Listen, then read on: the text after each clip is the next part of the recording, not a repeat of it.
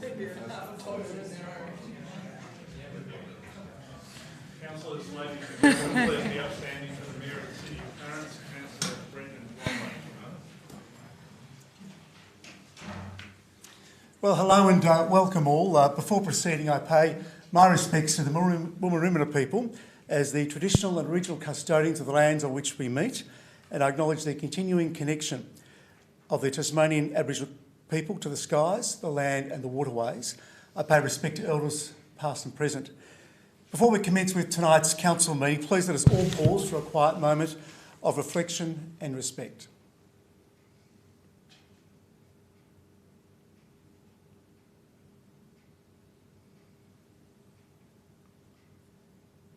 Thank you, councillors. Ladies and gentlemen, 4 people be seated, please. Mr Walker and Mr Figg, you're not standing. I've got a bad back. Is there a problem? Oh, no, there's not, but thank you for that. Mr Walker? We talked about this last meeting, Mr Walker. Please stand. You can't order somebody to stand. Excuse me, it's a sign of disrespect. That's very disappointing, Mr Walker. Thank you, ladies and gentlemen. Please be seated.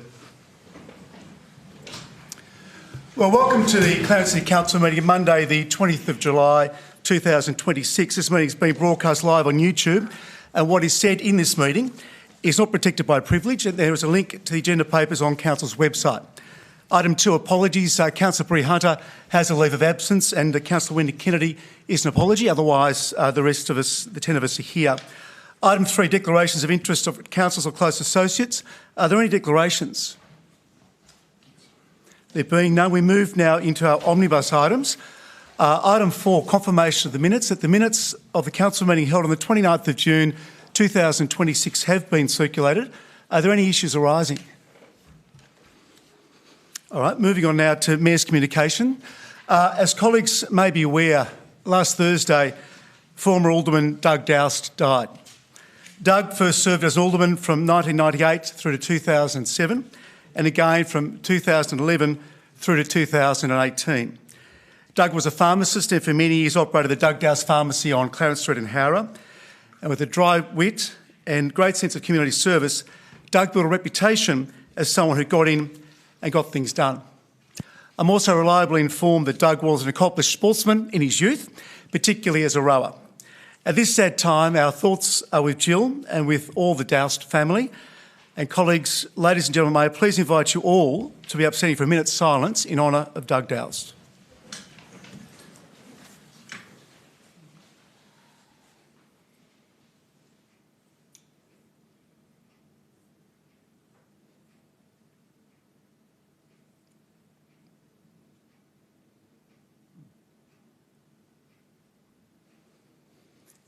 Thank you, colleagues, ladies and gentlemen. Please be seated. Moving now on to item 4.2.2, the Mayor's Diary, and that's been circulated from the 30th of June through to today, the 20th of July. And as outlined in my diary earlier today, I had the honour of representing the city at the 60th anniversary Mass of ordination of Father Peter O'Loughlin. As many of us know, Father Peter was a long-serving and highly respected priest of the Bellarine Lindisfarne Catholic Parish, and it was wonderful to join with the community to thank Father Peter for his many years of service. And on behalf of the city, I wrote to congratulate Father Peter on this milestone, and I table a copy of that correspondence. Thank you, CEO. As also outlined in my diary, last Wednesday I had the privilege of being invited to represent the city at the Rotary Club of Lindisfarne's changeover dinner and AGM. This impressive community service club continues to make valuable investments back into our community. I'd like to take this opportunity to thank all Rotarians of Lindisfarne Club and other clubs throughout the city for their commitment to service over this past year. I would particularly like to thank the co-presidents, Peter Fitzgerald and Liz Luck, and wish Peter well as he hands over the chains of office to Liz, who now steps up as president in her own right. I'd also like to share that at this dinner, 3 members were awarded the Paul Harris Fellow, one of Rotary International's highest honours. The recipients were Peter Fitzgerald, Liz Luck and our very own Councillor Daniel Hume. So to Peter, Liz and Councillor Hume, congratulations and thank you for your service to our community. Moving on to 4.3, council workshops as listed in the agenda. 4.4, tabling of petitions. CEO, are there any petitions, please? Thank you, Mayor. We've received one complying petition, 341 signatories requesting an upgrade to the Bayview Park with diverse high-quality play equipment. Thank you, CEO. Moving down to 4.5, reports from outside bodies. The first one being the Copping Refuge Disposal Site Joint Authority. Councillor Walker. Not at this time, Mayor. Thank you, Councillor Walker. Tasway South, Deputy Mayor. Nothing, Mr Mayor. Thank you. And there's nothing to report at this time on either a Tas Water Corporation or the Greater Hobart Committee. Are there any other reports? And I'll just call on you, Councillor Chong. Thank you. Thank you, Mr Mayor. Can I table the May minutes of the Richmond Advisory Committee? Thank you very much. All right. I'd like to call on Councillor Hume, who has provided his conference reporting 8th National Housing and Homelessness Forum in Sydney that he attended in late May. Councillor Hume, the floor is yours for 5 minutes, if you'd like 5 minutes. Yeah, I'll try not to take that much. Thank you. But I think it is important, as councillors all know, and some members of the public may be aware, all councillors are provided with a travel entitlement for study tours, conferences and other learning opportunities. The approval of those requests to use that allowance is done by the CEO according to ensuring that there is a benefit to the council. And that's something that I certainly take advantage of and encourage other councillors to take advantage of, because it's good to take those learning opportunities and, to get a broader perspective and to learn about different issues and what's being done in other council areas. And in particular, for this conference, I learnt a lot about housing. A lot of it was focused on service providers, and there were a lot of service providers there. My interest in the issues of housing and homelessness, of course, are around the things that councils have a key focus on, which is planning and development and making cities livable. But there was, and like I said, there was a very big service focus, but there was a lot of stuff that I found particularly interesting, and I've mentioned some potential opportunities for the City of Clarence in a few different categories. One that I think I would like to focus on next term, if I get the opportunity, is the possibility of running an Advanced to Zero project in Greater Hobart, if we can get other councils and state government and other service providers on board with that, community housing providers. I think that would be a very valuable initiative that we could participate in jointly. And if you have a look at my report, you'll get an understanding of what Advanced to Zero means, or if you have a look at the website of the Australian Alliance to End Homelessness, it's certainly something that's kicking goals in other states, but hasn't been initiated yet in Tasmania. So thank you. I commend the report. Thank you, Councillor Hume. Thank you for your comprehensive report as well. Moving down to 4.6, the weekly briefing reports. The weekly briefing reports of the 29th of June, the 6th of July and the 13th of July 2026 have been circulated to councillors. Are there any matters arising? Councillor James. Thank you. On the 6th of July in the weekly briefing report, it refers to, amongst other things, maintenance of service roads within Clarence. And it talks about a number of factors and also a number of residents who actually live on service roads. So my question is, what is the distinction between a service road and an access road within the City of Clarence? Thank you, Councillor James. Mr Graham, please. Through you, Mr Mayor, I'm better to take that one on notice and provide the better advice to Council through a weekly briefing report. Thank you, Mr Graham. Councillor James. Yes.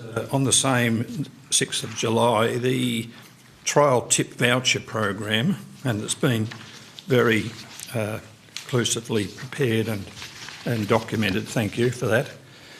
But my question is that the trial tip voucher system ceased on the 30th of June, and there has been talk about an alternative program other than the hard waste collection, which this council decided not to proceed with.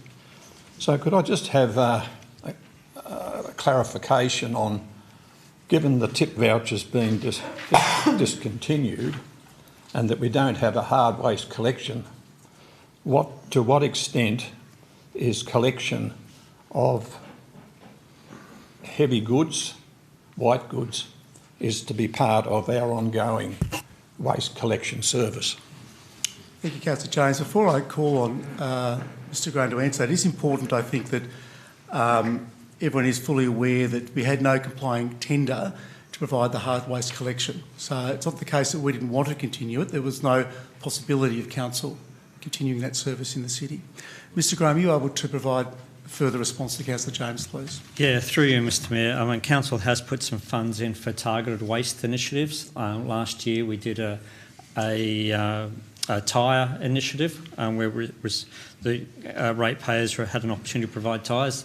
This year we'll be doing a amnesty, in a sense, on mattresses to make sure that they're recycled as best. And we're looking at what other targeted waste initiatives we can assist ratepayers with this financial year. Thank you, Mr Graham. Councillor James? Yes, thank you. On the same weekly briefing report, in relation to, excuse me, maintenance of gravel section of Pipe Clay, Esplanade, Cremorne.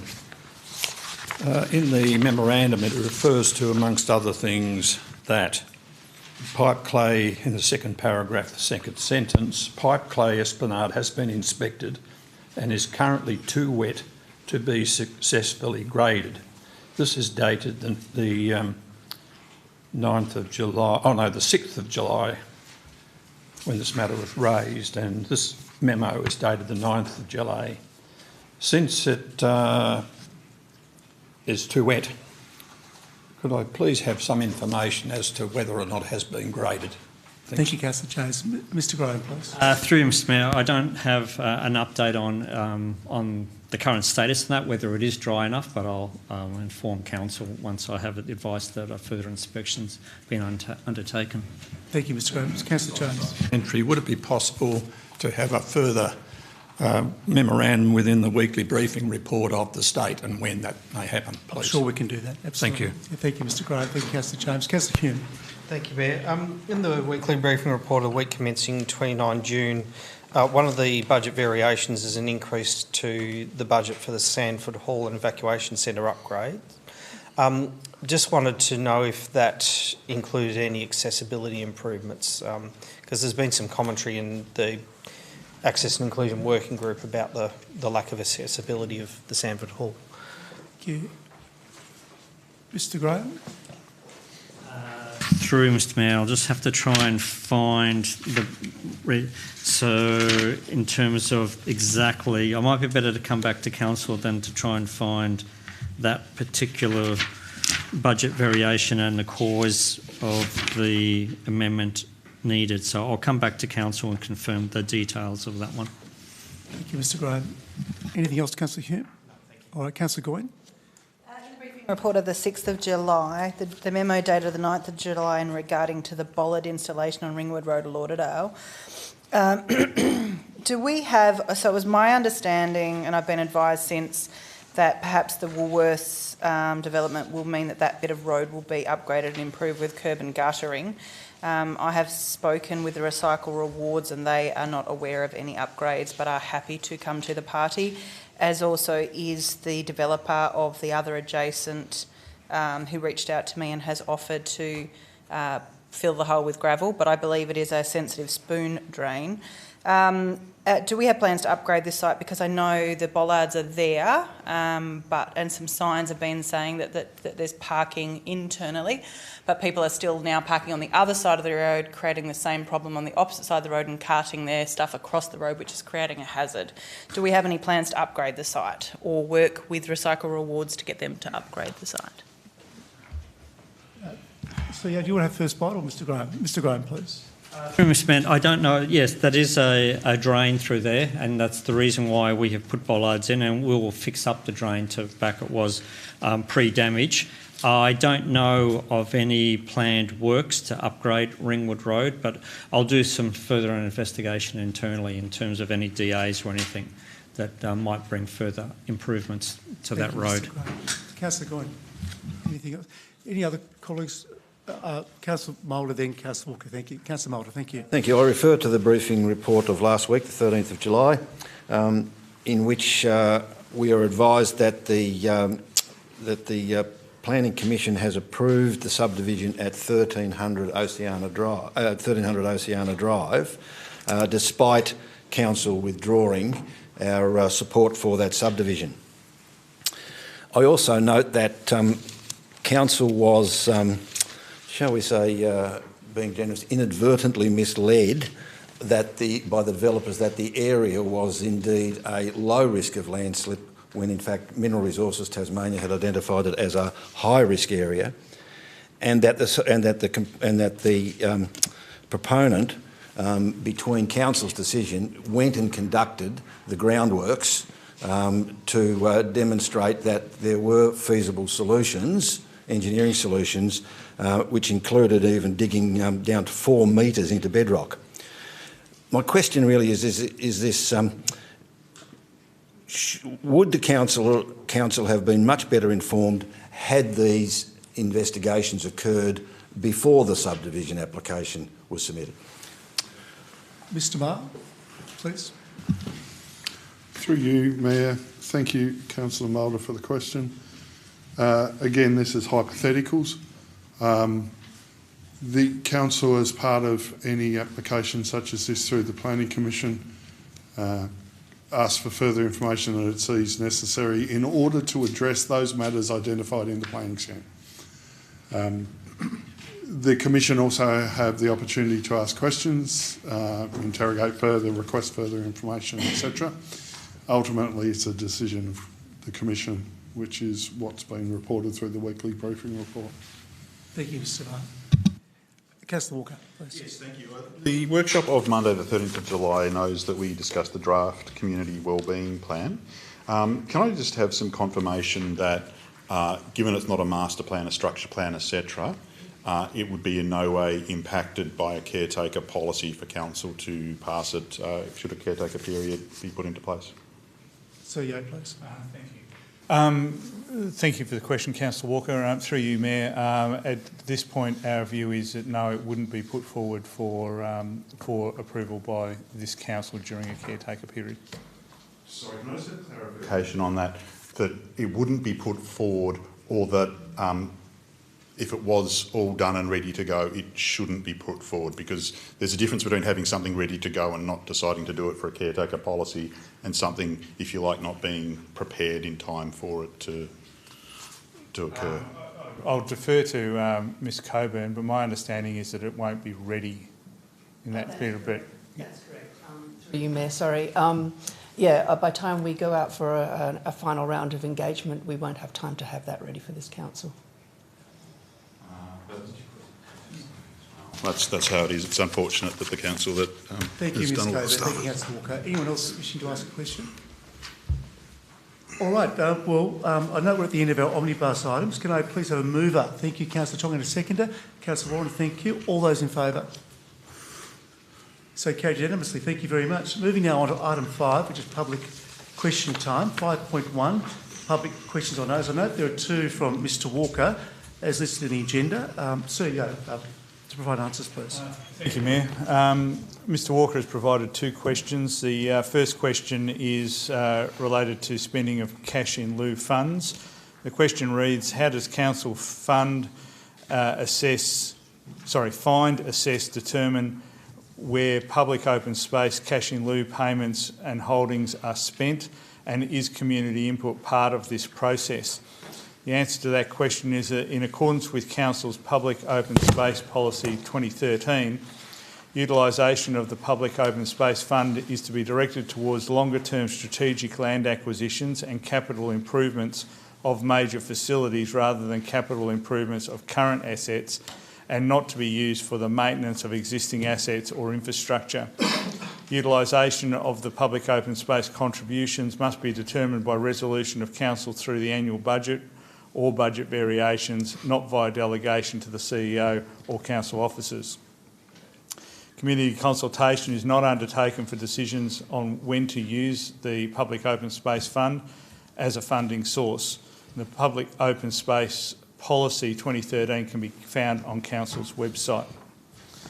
Second question relates to the cost of collection of illegal dumped rubbish. The question reads, does Council keep records of its costs involved with illegal waste dumpings and removals? And if so, can it provide totals for the previous 5 financial years?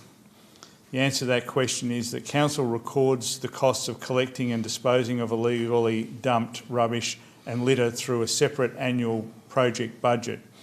However, reliable figures are only available from 1 July 23, as these works were previously absorbed within the broader duties of operational crews.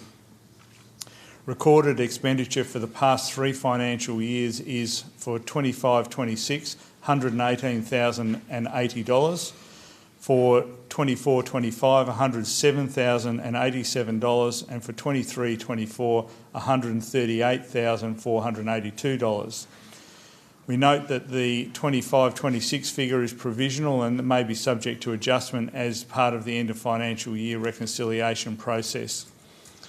The allocated budget has been underspent in each of the past 3 financial years. Expenditure has also been decreasing following the cessation of Council's former hard waste program. Thank you. Thank you, CEO. Moving over to 5.3, answers to previous questions taken on notice, and that's as listed in the agenda. Before we move on to 5.4, which is questions without notice, I think it's timely to remind everyone, members of the public and councillors, of our meeting regulations in regard to questions. Under sub-regulation 2, a question asked at a meeting is to, as far as it is practicable, be concise, be clear, not be a statement, and have minimal preamble.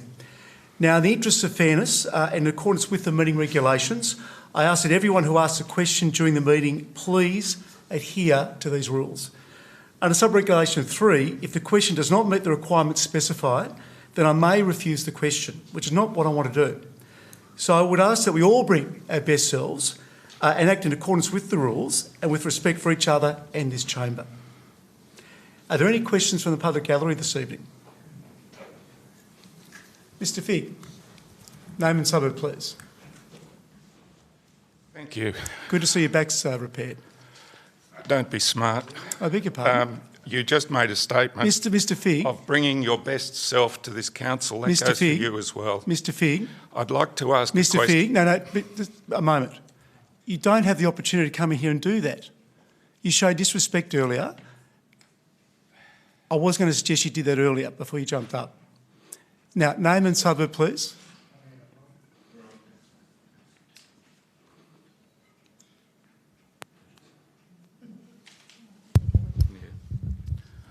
Look, I think a bit of decency goes both ways, Mr. Mayor. Name and suburb, Mr. Figg.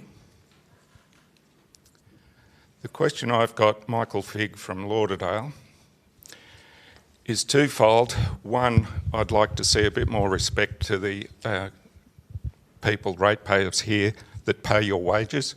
Secondly, the question is about the section brought forward by the CEO tonight, which is talking about caretaker mode. I noticed in that there was no consultation with the public.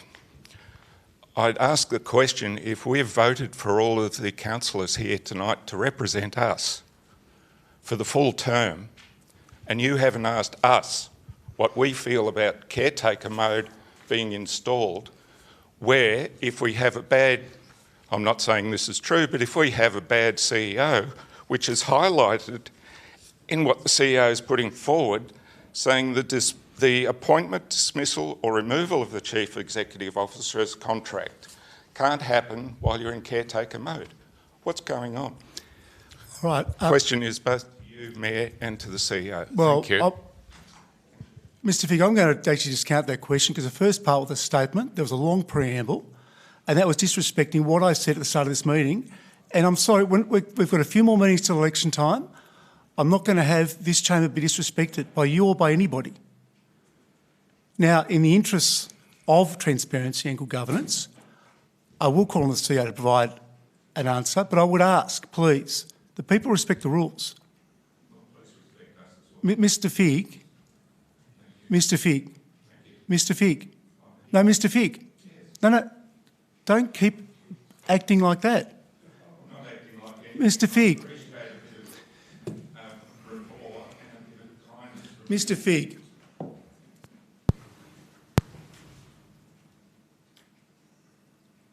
CEO, please. Thank you, Mayor. In response to the question, the caretaker policy has been developed to be largely consistent with the proposal put forward by the state government that was intended to be legislated earlier this year for the upcoming elections in October.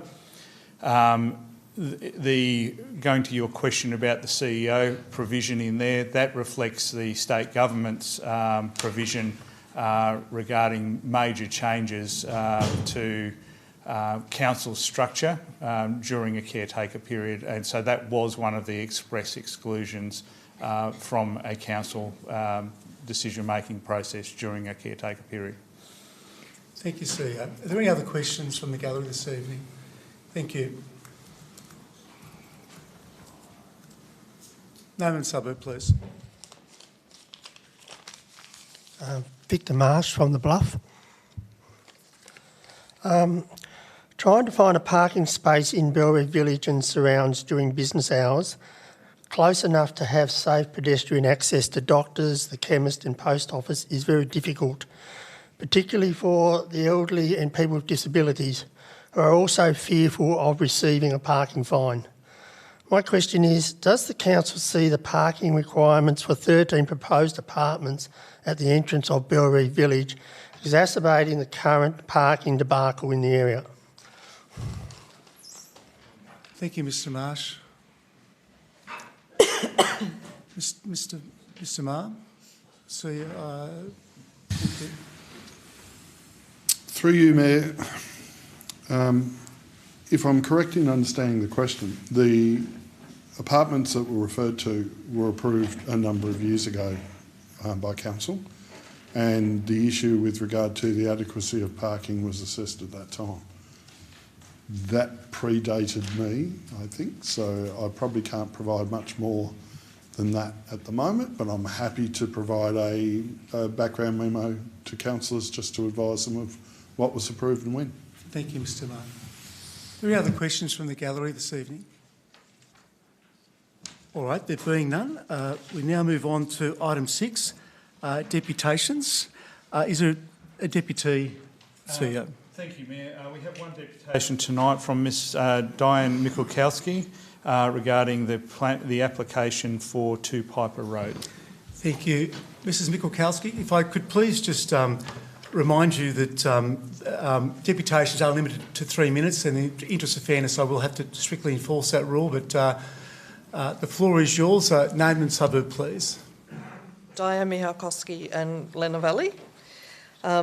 Good evening, Mayor, Deputy Mayor and Councillors. Thank you for the opportunity to speak tonight regarding our development application to extend the Clarence Lifestyle Village with an additional 54 homes. I manage the Clarence Lifestyle Village at 2 Piper Road, Gilston Bay, so every day I see firsthand the difference this community makes in the lives of our residents. Our village is much more than a collection of houses. It is a community within a community where people find friendship, security, independence and genuine sense of belonging. It is seen as a safe place, particularly by single ladies who occupy just over half of the village homes. Many residents tell us that moving here has reduced their isolation, improved their well-being and giving them a new lease on life, with the only regret being that they hadn't moved sooner. The proposed extension will allow another 54 households to enjoy those same benefits. It will provide much needed housing for over 55s who are looking to downsize while remaining active and independent. But just as importantly, it means another, in most cases, larger family-sized home becomes available in the wider community in the time of a housing crisis. We have over 100 people on our current wait list. As our population ages, developments like ours play an important role in meeting future housing needs. The extension also represents and investment in the local community. It will create employment during construction, support local business through ongoing spending by residents, and contribute to the local economy. New residents will use local shops, health services, clubs and community organisations, strengthening the region as a whole.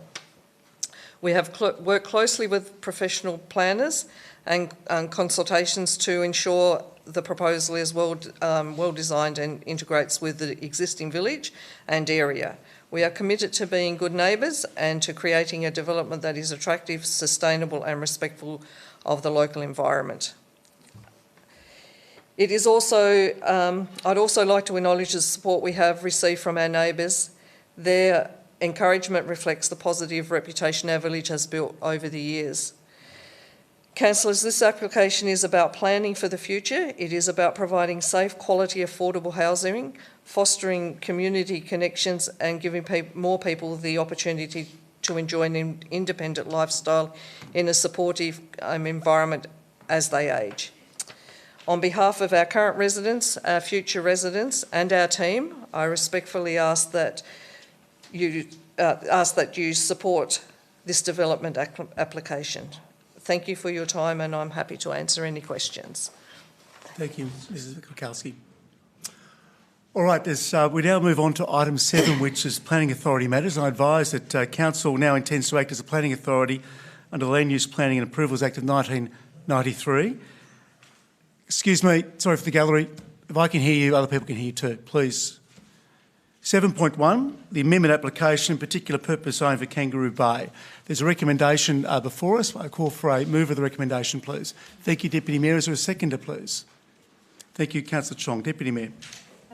Thank you, Mr Mayor. I'm happy to rise in support of the recommendation, which I think is a relatively straightforward planning matter. The purpose of the amendment is to correct a drafting issue within the Kangaroo Bay particular purpose zone so that the planning scheme reflects the original strategic intent for the precinct. Importantly, this proposal does not fundamentally change Council's vision for Kangaroo Bay. It does not introduce a new use, nor does it remove Council's ability to assess future development proposals, but rather clarifies the visitor accommodation provisions so they operate as they are intended when the particular purpose zone was originally established. As we all know, the report notes that visitor accommodation remains a discretionary use, and that means any future proposal will still require a planning assessment and would still be subject to public notification and community input. This amendment, therefore, does not diminish community participation in future development decisions and, particularly important in areas as strategically important to us as the waterfront precinct in Clarence is. It's important, I think, generally where we note and find a drafting anomaly identified in the scheme that Council acts to correct it. That's what this is about, so I seek colleagues' support. Thank you, Deputy Mayor. Councillor Chong, please. Further to add. Thank you, Mr Mayor. Thank you. Any other colleagues wishing to enter the debate? Councillor Walker, thank you. Thank you, Mayor. This is an interesting dovetail in some ways from the previous meeting, and I've read this item, which isn't an extensive item in the agenda, but I have read it over a couple of times, and I think that I have comfort, but I think just for clarity again, through you to the relevant officer, it might be yourself, the CEO, or Mr Maher indeed, but Site C is currently in the middle of a process of a project of state significance. Council, as I said, has made its views plain on this, but can I just get clarification that this would in no, whether Council agrees with that or not, these changes in no way fetter or inhibit the aspirations that are occurring and being, if you like, projected elsewhere. Thank you, Councillor. Well, I'll ask Mr Maher to answer that, please. Through you, Mayor. Thank you, Councillor Walker, for the question. To some degree, the answer is yes, as in it would cause the major project, as it does now, to be non-compliant with the planning scheme in that it's not predominantly above ground floor. However, the panel, when hearing the major project, are not bound by the planning scheme in that they can approve a major project that is contrary to the planning scheme. This amendment doesn't change that classification within the wharf area. What it does is expand the opportunity for visitor accommodation into the other 3 areas, which was intended and achieved under the interim planning scheme. Does that answer your question, Councillor Walker? Make it clear enough? I think what you're telling me is that this puts a level of, it changes it in as much as it'll be, should it go through that process externally, it'll be up to them to decide whether it's compliant or not, whereas it currently is. Is that a correct paraphrase? Through you, Mayor. Thank you, Mr. Martin. It's only a question of fact whether or not it complies. The Commission, it doesn't impact on the merit of the decision of the Commission because it's not a relevant matter within their assessment guidelines. It's merely a fact of whether or not the decision of the Commission, if approved, is contrary in any way to the scheme. And it's a matter the Commission will deal with through the hearing process, which comes up in early August. Thank you, Mr. Martin. Councillor Walker. Yes, thank you for that. We are a planning authority and we don't take into account emotions or feelings as matters of weight, although I do have a degree of sorrow about how this has ended up and our lack of a nighttime economy and all of those matters which I've processed on many occasions. Any other colleagues wishing to enter the debate? Councillor Hume, please. Thank you.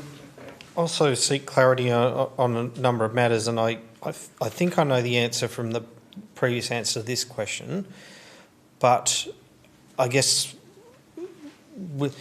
does this change have a bearing on the compliance with the current proposal if it had come to council as a planning authority? Mr. Marr, please. Thank you, Councillor Hume. Through you, Mayor. I'll answer that by referencing the previous approval.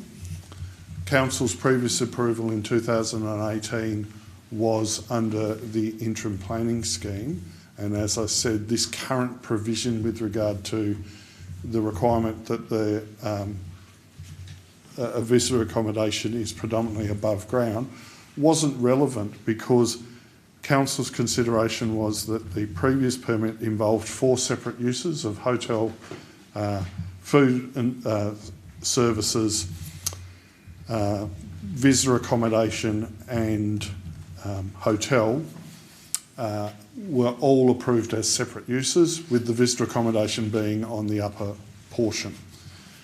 What the major project has sought to do is lump it into one overall use and claim the other uses are subservient, and therefore the entire use is considered visitor accommodation. That's probably not the approach I would have taken if it came before council, but that was the submission of the independent planners on behalf of the applicants to the Commission as part of the major project proposal. Thank you, Mr. Martin. Councillor Hume.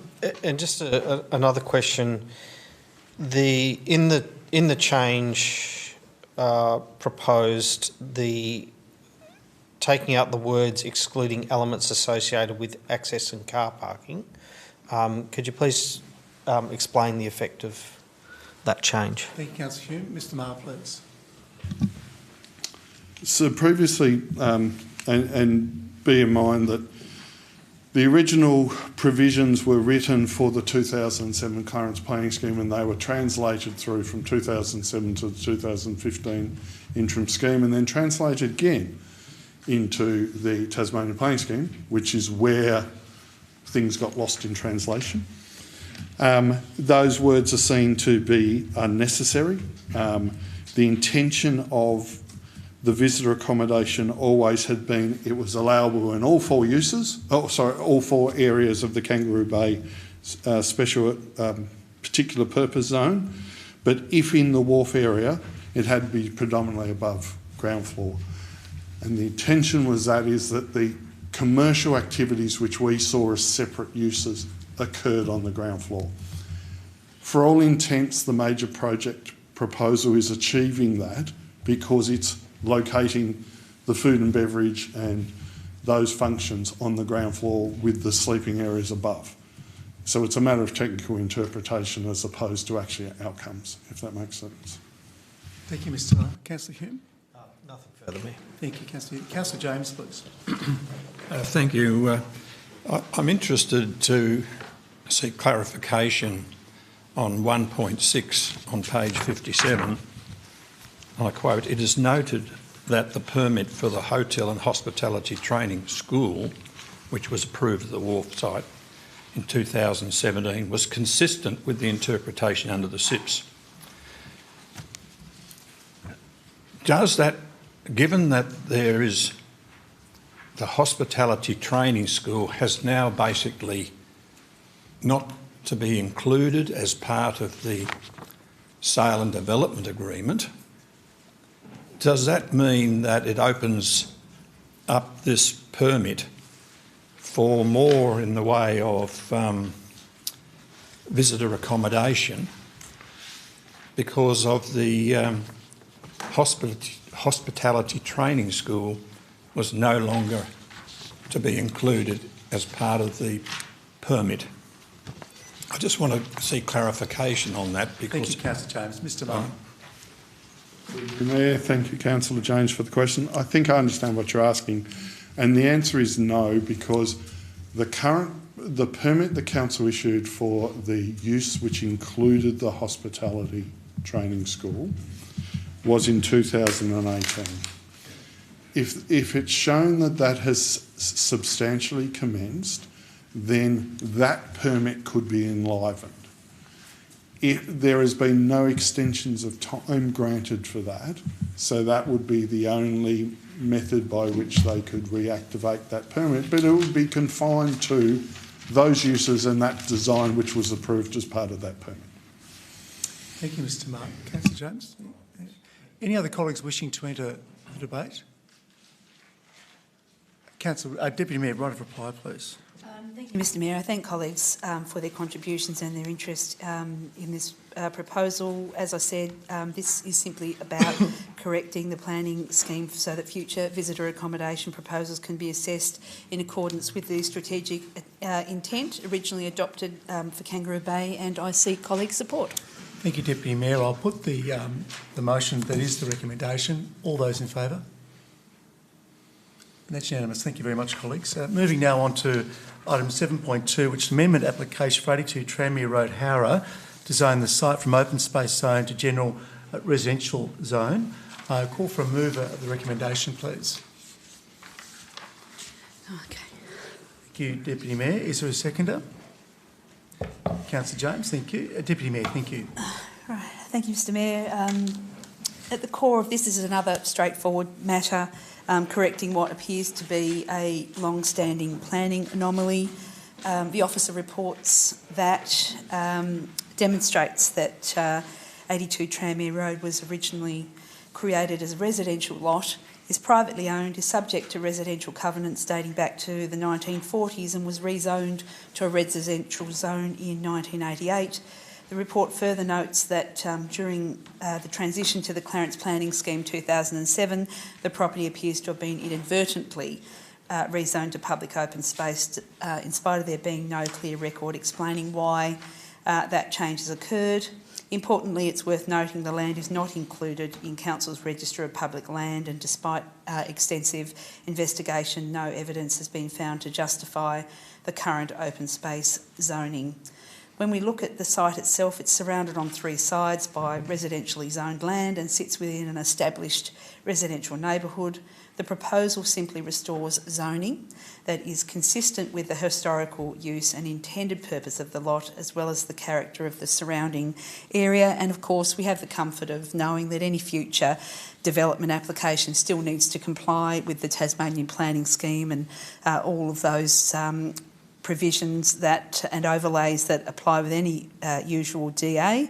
The report confirms that the land is serviced by existing water, sewer, power and transport infrastructure, and no objections have come from TasWater or other entities. So for me, this is a fairly simple matter of justifying something that appears to be an oversight, so I seek colleagues' support.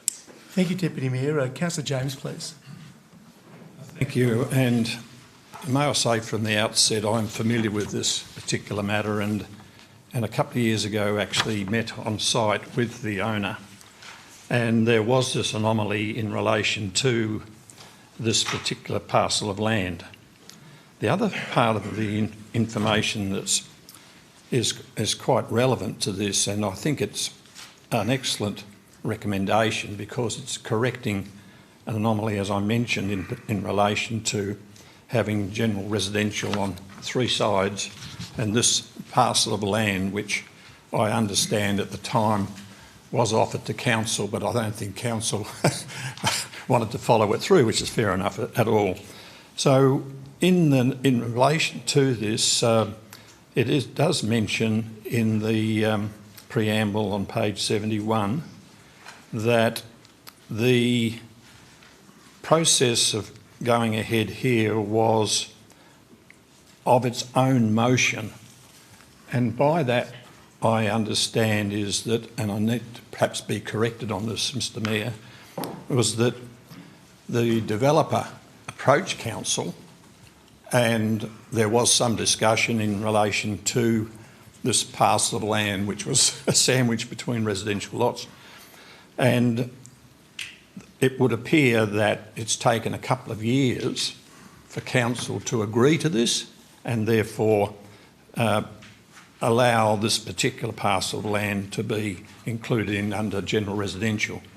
So my question is, in summary, has this been under council's own volition of bringing this forward, or has it been as a result of representations from the developer over the years to have this particular process followed up and presented to council? Thanks. Thank you, Councillor James. Mr Maher, please. Through you, Mayor. Thank you, Councillor James, for the question. You're correct, it has taken some while. I certainly had a conversation with the owner probably almost 2 years ago when it first came to light. Council, we diligently searched for the reason that it had been changed and were unable to find or even pinpoint at any particular time other than in the formulation of the planning scheme in 2007, at which point the change was made. And that planning scheme passed through the Commission twice and took approximately 6 years. So at some stage in that thinking, there was obviously a potential conversation about whether or not council were going to take it over. Maybe the maps were changed before the decision was made or things like that. Anyway, certainly we identified there was an anomaly. We identified that it had come from council, finally, which is why we, instead of asking an applicant to make application to us under section 37, we've agreed that because it's our error, we will try to fix it, and therefore the motion comes under section 40D, where it's a motion of council at its own decision. So that means that the applicant doesn't have to pay an application fee or things like that. Council is seeking to correct its own error. Thank you, Mr Maher. Thank you, Councillor James. Any other colleagues wishing to enter the debate? Councillor Mulder, thank you. Thank you, Mr Mayor. I'm not too sure that it was an error or a deliberate decision. If you have a look at the map on page 75 of your papers, you will see that going up from there is an even broader area of open space along that watercourse, and that this is actually a natural extension apart from a wedge-shaped dwelling, a wedge-shaped block that goes in there. And the only thing missing is the extension of that to the coast, which is something that, as we shall see in the next agenda item, is something that's very, very important, particularly when it comes to the fact that the rainfall events are likely to get, more severe and more frequent. My question really comes is that after and there seems to be no map here of the overlay, or if there is, I've missed it, of the inundation overlay.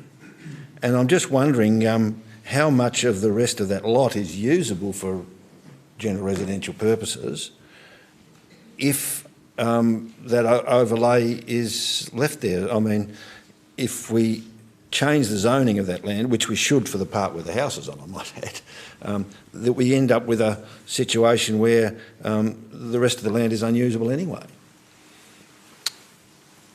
A question to Mr Marr. Thank you, Mr Marr. Thank you, Councillor Mulder. Through you, Mayor, thank you, Councillor Mulder, for the question.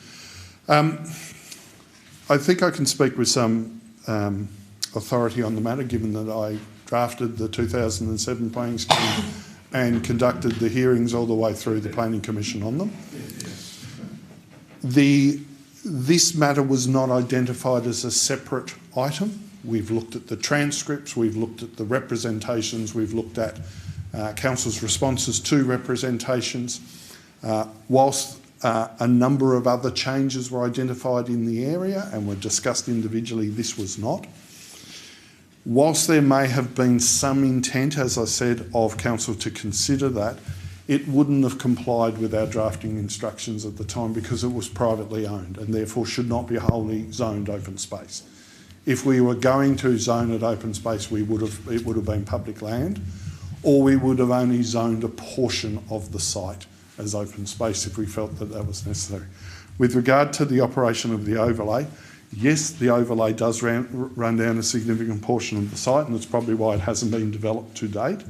But that's not to say that a clever design in accord with suitable investigations by a flood expert couldn't result in some form of development on the site. Thank you, Mr Marr. Thanks, Councillor Mulder. Anyone else wishing to enter the debate on this item? Councillor Hume, thank you.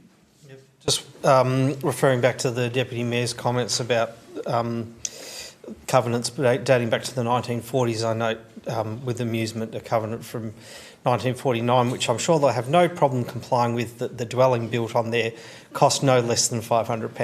Thank you. Thank you, Councillor Hume. Anyone else wishing to enter the debate? Can you better that, Councillor Walker? I do not wish to enter the debate. All right. Deputy Mayor, right of reply, please. Yes, thank you, Mr Mayor. Just to thank colleagues for their contributions, and obviously, while it's true the original reason for the 2007 zoning change cannot now be identified, I think this, the evidence remains overwhelming. I think that the land was intended to be treated as residential lot throughout its history, and this is a very common sense and appropriate recommendation. I seek colleagues' support. Thank you, Deputy Mayor. So I'll put the motion, that is a recommendation. All those in favour? That's unanimous. Thank you very much, colleagues. Moving now on to 7.3, which is a Druthi Peninsula Draft Structure Plan, Phase 2 Community Engagement. Is there a mover for the recommendation, please? There's an alternate. Councillor Mulder came to me before the meeting and said in the event that the recommendation is unsuccessful, he will then seek to move.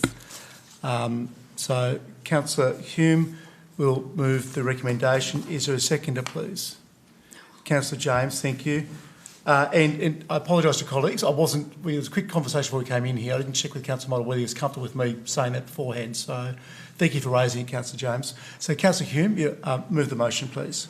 Thank you, Mayor. That's not the order I expected things to happen in, but having said that, what I will do is I expect Councillor Mulder will want to contribute to the debate on the issues that he's raised previously and the issues that were raised through his alternate motion that was circulated, and I will address those matters in my right of reply. However, just in general in relation to this proposal, it's something that we've been going through a process of for a number of years, informed by the vision of the Skylands development. Having said that, I think it's important to understand that this is informed by Skylands. It is not Skylands, but but it is informed by the principles that underpin Skylands. It is a structure plan. It's a council instrument. It's something that we adopt that is also informed by public consultation and public feedback, and it has those elements of providing, to the degree possible with the constraints on the land, an element of density that allows it to support commercial activity centres and public activity centres. Those activity centres, accessible through active transport. Design that encourages both active and public transport. Large areas of green open space, public open space, more than is required under the public open space strategy that council's adopted, and all those elements come together to make what I think is a more livable development. And as I've said during previous debates on this area and the approach that's being taken to developing it, something that will be an exemplar for other similar broad acre developments to follow. So I'm looking forward to this being adopted. I understand that there are some who would like this matter to progress more quickly, but I think it's important that we get the work on this, including the public consultation, right, and make sure that we have the best structure plan possible. Thank you. Thank you, Councillor Hume. Councillor James. Thank you, Mr Mayor. It's interesting that we've got to this point, and I wasn't able, obviously, make the briefing on Friday, but I can understand in the alternative motion that a lot of that hard work is from Councillor Moulder, because he has, even earlier this evening, he mentioned about another subdivision that had a number of issues in relation to medium landslip hazard mitigation and so on.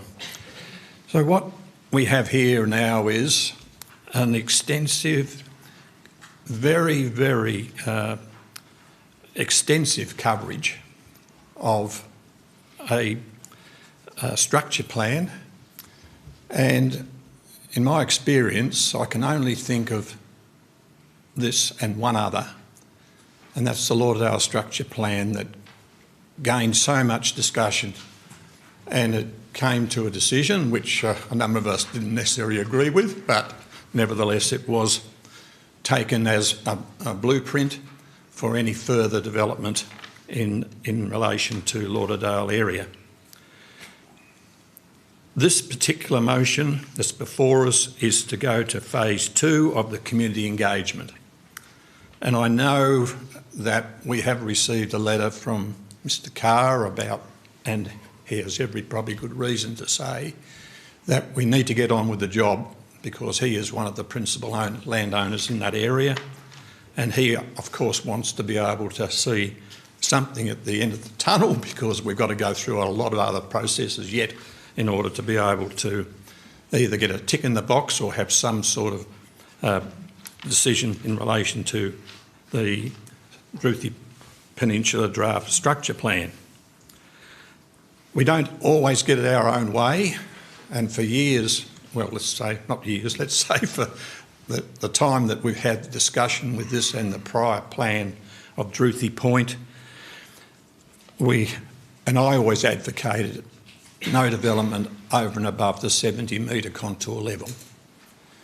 And there will be an encroachment only in the area of the saddle, but that again is at the 1200 metre level, and it's the only area I think that it actually exceeds the 70 metre level. But look, we've got a great plan here. I can't think of the other words to describe it, but I think that we move forward. There's still a consultation process that can occur, and I seek my colleagues' support to endorse this as part of the phase 2, community engagement for consultation in accordance with the draft structure plan for Druthi Point. Thank you. Thank you, Councillor James. Councillor Moulton. Thank you, Mayor. And I cannot support the current draft Druthi Point structure plan. And there are two real reasons: the extensive landslip-prone areas that have not been properly assessed, and the accessing of the Rokeby side through the inadequate and inappropriate Tollard Drive instead of through a Druthi Point Road / Tollard Drive combination. What I am proposing in my alternative motion, which I foreshadow, is not a complete wholesale rewriting back to the drawing board, but simply including in the current draft plan some alternative options that may be considered, especially as you will see as I go on. This draft plan indicates development zones over areas identified as potential landslip, with the caveat of confirmation by further investigation. It is important to note the difference between narrow, gully-based landslip areas, such as those at 1300 Oceana, that can be protected with open spaces, and broad landslip areas, such as those that occurred at Rosetta, where the subsurface geology is unstable due to boulders locked in a clay subsoil that becomes mobile when lubricated in heavy rainfall events, of which we are likely to see more, not less. This does not mean that, but whether that geology is the same at Druthi Point as it is at Rosetta is a matter that will not be known until the on-site investigations occur. The MRT landslips, this isn't going well, are sufficient to suggest we ought to be designing roads, retaining walls and drainage systems that channel water from these broad landslip areas to the existing watercourses. This is not a last-minute requirement. These proposals came to us more than 7 years ago, when the MRT maps were publicly available, more than ample time to look at these particular issues. In the words of the Mineral Resources Tasmania submission to the Planning Commission regarding their advice, which the developers keep telling us, shouldn't be relied on, our advice to councils is at the landscape scale, and that is appropriate for the advice to be targeted. It is then up to the developers and council to determine whether or not there is sufficient information provided those who wish to undertake the development. So here you have the MRT saying, no, this isn't the end, but you need to check out our stuff.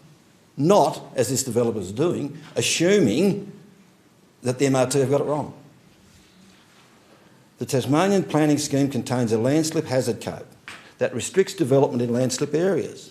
At the last council meeting, a road was permitted in a low-risk landslip area on Goodwins Road, with council relying on clause 1541D of the landslip code, which reads, developments, including subdivision on land within a low slip hazard for works, is permitted if it does not involve significant works.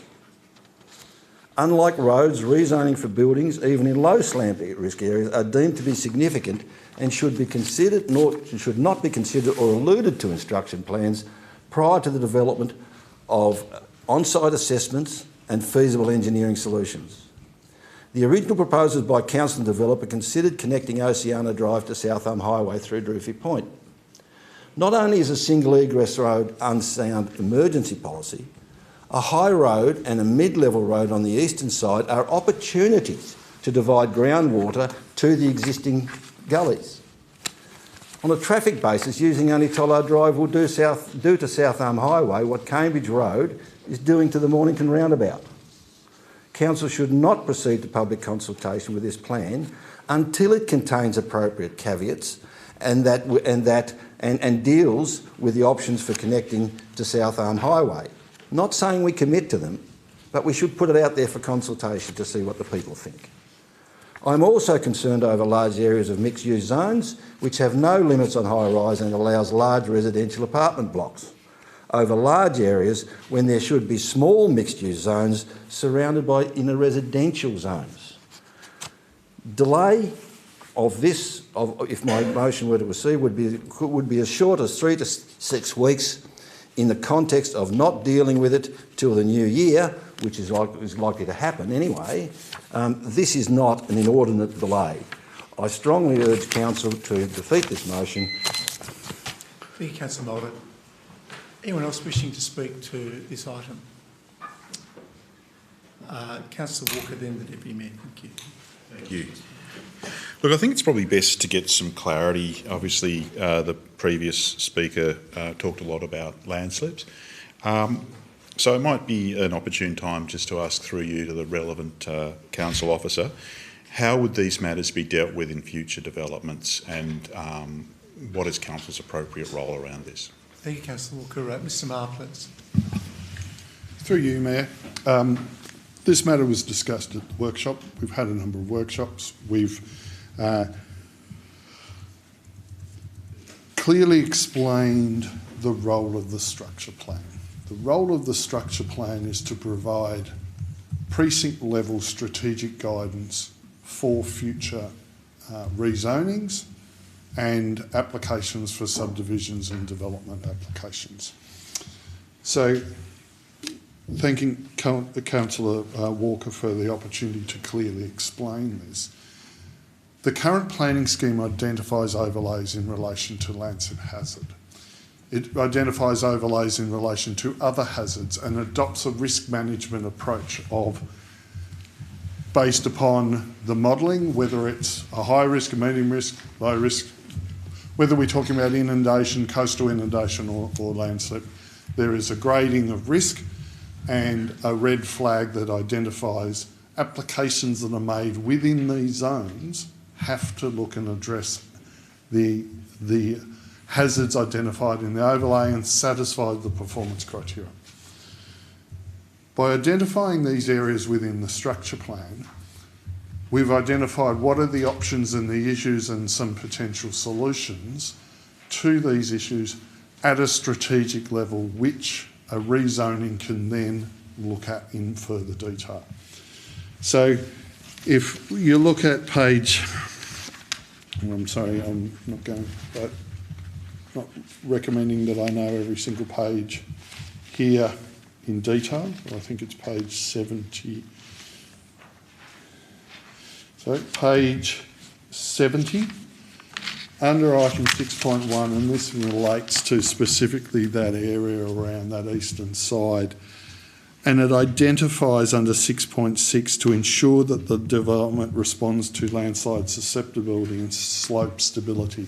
And it has a number of criteria that says needs to be tested, which would have to be done at a rezoning stage. That it has identified that those areas of a high risk can partially be included in the green space zone, can partially be included in the transition zone, which is larger lots, and therefore can be looked at as the appropriate option of development at the time of rezoning. So it's a cascading risk model which says that the more detailed application at the more detailed level has to provide more information and a more detailed response. But ultimately, the rezoning application, if it wished to do a SAP and overcome or override the provisions of the overlay, would have to demonstrate an alternative regime that was suitable. So that's the time that the testing would be appropriately made.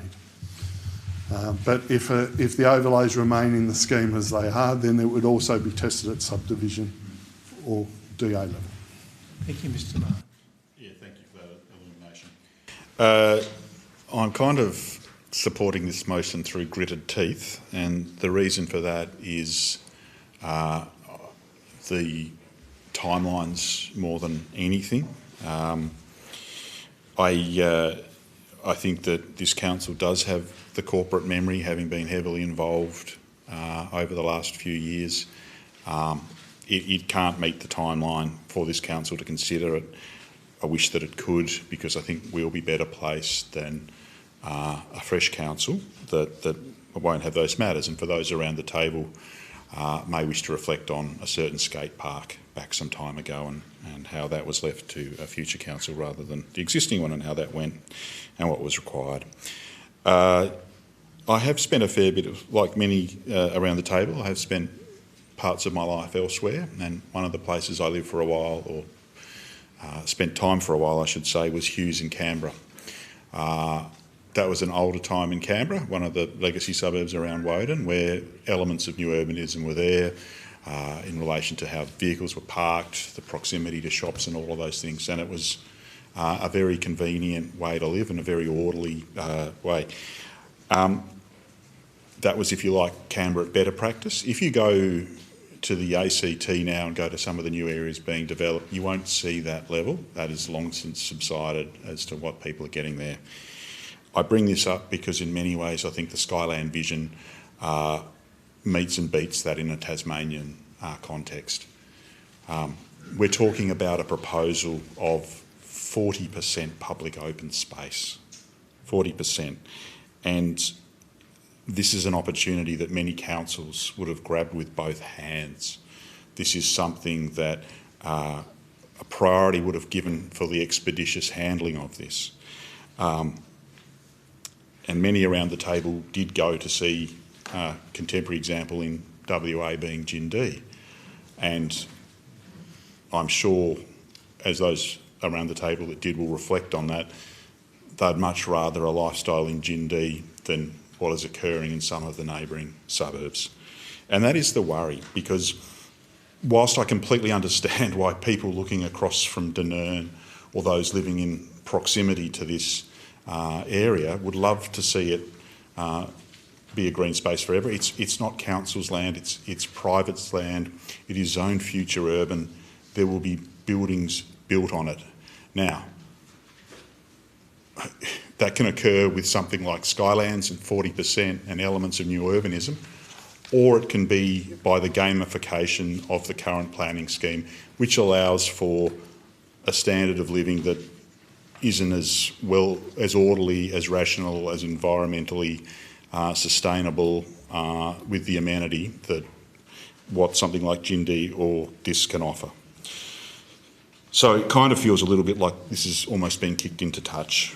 I understand that, you know, we go back to the night that council considered this in a rezoning context, and there was a vote with only 3 in support, and it kind of feels like it's being dragged. So this is the closest thing to getting it to happen, but there are real risks that this may fall over, that we end up with a structure plan in time, and that's not what happens, and a different way forward happens along what is permissible and allowable under the planning scheme.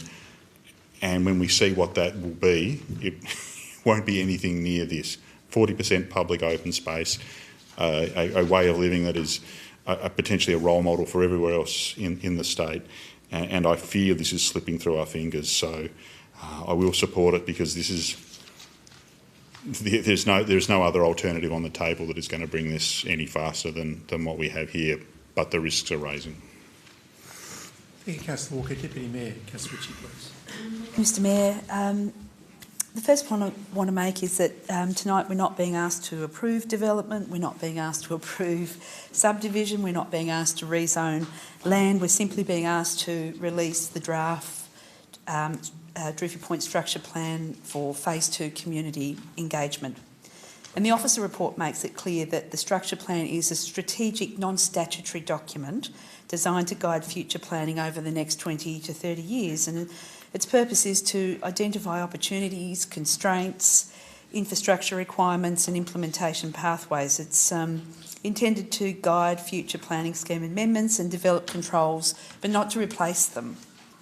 Importantly, this structure plan sits within the broader planning framework that has already identified Drewry Peninsula as a future growth area. It's long been recognised for urban growth. It's identified as part of the Southern Tasmanian Regional Land Use Strategy and the Greater Hobart Plan. And of course, as we all know, in this term of council, the Planning Minister approved the expansion of the urban growth boundary to include the entirety of the peninsula. So those higher order strategic planning decisions have already been established and that peninsula would contribute to Greater Hobart's future housing supply. Our task is now to determine that how that growth can occur responsibly, and not to revisit whether or not that growth should occur at all. And while I note and acknowledge the genuine concerns that have been raised by Councillor Mulder and others in relation to land slip in particular, the planning system already contains mechanisms for managing hazards, future planning scheme amendments, hazard codes, subdivision approvals, geotechnical investigations, engineering assessments exist specifically to assess these matters in detail when development is proposed. Those processes are designed to be informed by site-specific evidence at the appropriate time. And I've also given consideration to, the financial implications, for example, of going back to the drawing board a little bit and calling for broad geotechnical investigations before the structure plan can even proceed to consultation. And at this strategic planning stage, those investigations would inevitably become council-led exercises the cost of which would be borne by the ratepayer. Yet, normally, these types of geotechnical investigations would be ordinarily undertaken at a later planning process by developers and landowners seeking to develop the land. I similarly have concerns that we would seek to depart from the designated proposal for Droopy Point Road as the primary connection, particularly in the absence of any other alternative technical assessment before us. As Councillor Walker has also just articulated, it's important, the timing of this is important, and I also would share concerns about delays to community consultation. Council resolved that community consultation would be part of developing the structure plan, and since then extensive engagement has occurred, and Phase 2 is specifically intended to show the community how their feedback has been incorporated and to seek further input before any final endorsement.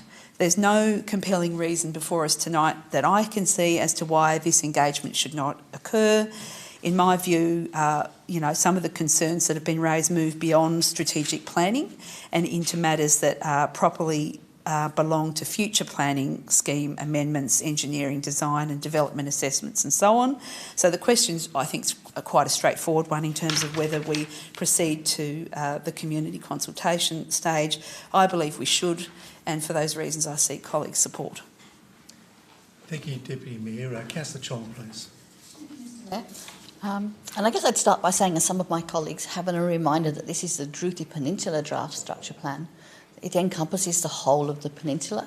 So whilst we know that 80% of the land is in one particular landholding, there are others involved there, and we need to look at this as a whole of peninsula plan as opposed to homing in on one particular area.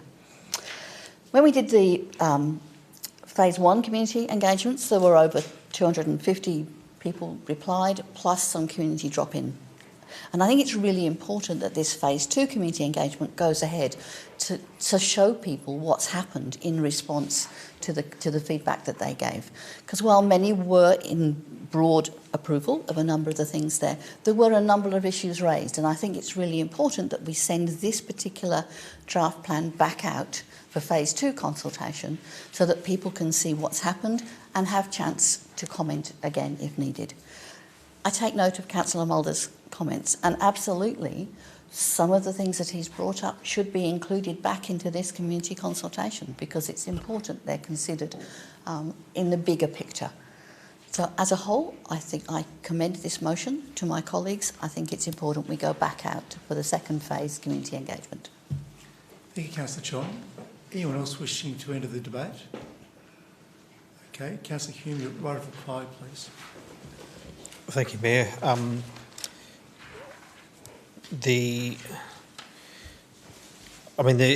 In this meeting, in the workshop, in some of the additional advice we received, the advice from council officers, including the CEO and Mr. Maher, is fairly clear that land slip is obviously a very important issue. It's not something you want to get wrong. But there are other stages at which it's appropriate to consider these matters. As the advice we've heard has provided, there's been a risk management approach taken. The areas that have been identified as medium or high risk have been included in either green space or transitional housing, which is large lots. And yes, there is further work to be done, including geotechnical assessments, but that's something that's appropriate to consider. You know, there will be. This is not going to the Tasmanian Planning Commission. This is just the structure plan. This is an outline. There will need to be further work done for rezoning for subdivisions. Those are things that we need to be approved by the TPC, and at the time they're approved by the TPC, we'll have further associated reports, including those geotechnical assessments. Another thing that I've heard noted in advice from council officers is if you take the approach of you need to do the assessments for this particular risk at this time in the structure plan, applying the same principle, there's a number of other risks and issues that have been identified that, if you apply the same principle, you need to work on those as well as part of the structure plan. So, it's not just a simple matter of addressing the landslip areas in this. And it's not just a simple matter of doing some geotechnical assessments and then putting that into the structure plan before it goes out to consultation, when you also consider that the changes that need to be made to the plan could also lead to the necessity of changes to the contract with the consultant that's informing us on this structure plan. That could lead to budget implications. It's not as simple and straightforward a proposition as I believe Councillor Mulder would suggest. The green space and transitional housing areas actually have been adopted on more criteria than just the landslip hazards. There are actually a number of criteria that go into considering that zoning. So that's in relation to the landslip hazards. I also. Thank you, Councillor. Okay, Tom. Did I go on to Well, Drew's colleagues, point, Murray? I'll put the motion, which is the recommendation, that reads that Council endorses the draft Druthi Peninsula Draft Structure Plan for Phase 2, the Community Engagement for Consultation in accordance with the Druthi Peninsula Draft Structure Plan Community Engagement Plan, noting that if this is unsuccessful, that Councillor Mulder has foreshadowed his alternate motion. So I'll put the motion, there's a recommendation. All those in favour? Those against? So carried. Thank you, colleagues. Moving now on to item 7.4, which is an amendment application, review of representations for 471 Cambridge Road, Mornington, and 528 and 540 Pass Road, Cambridge. Do I have a mover for the recommendation, please? Thank you, Councillor Hume, and seconded Councillor Mulder. Before I call on you, if anyone would like to leave, it wouldn't be offended if you just came for that item and would like to, by all means, you're welcome to stay all night, but if you'd like to leave, please feel free to do so. We might just give you a moment.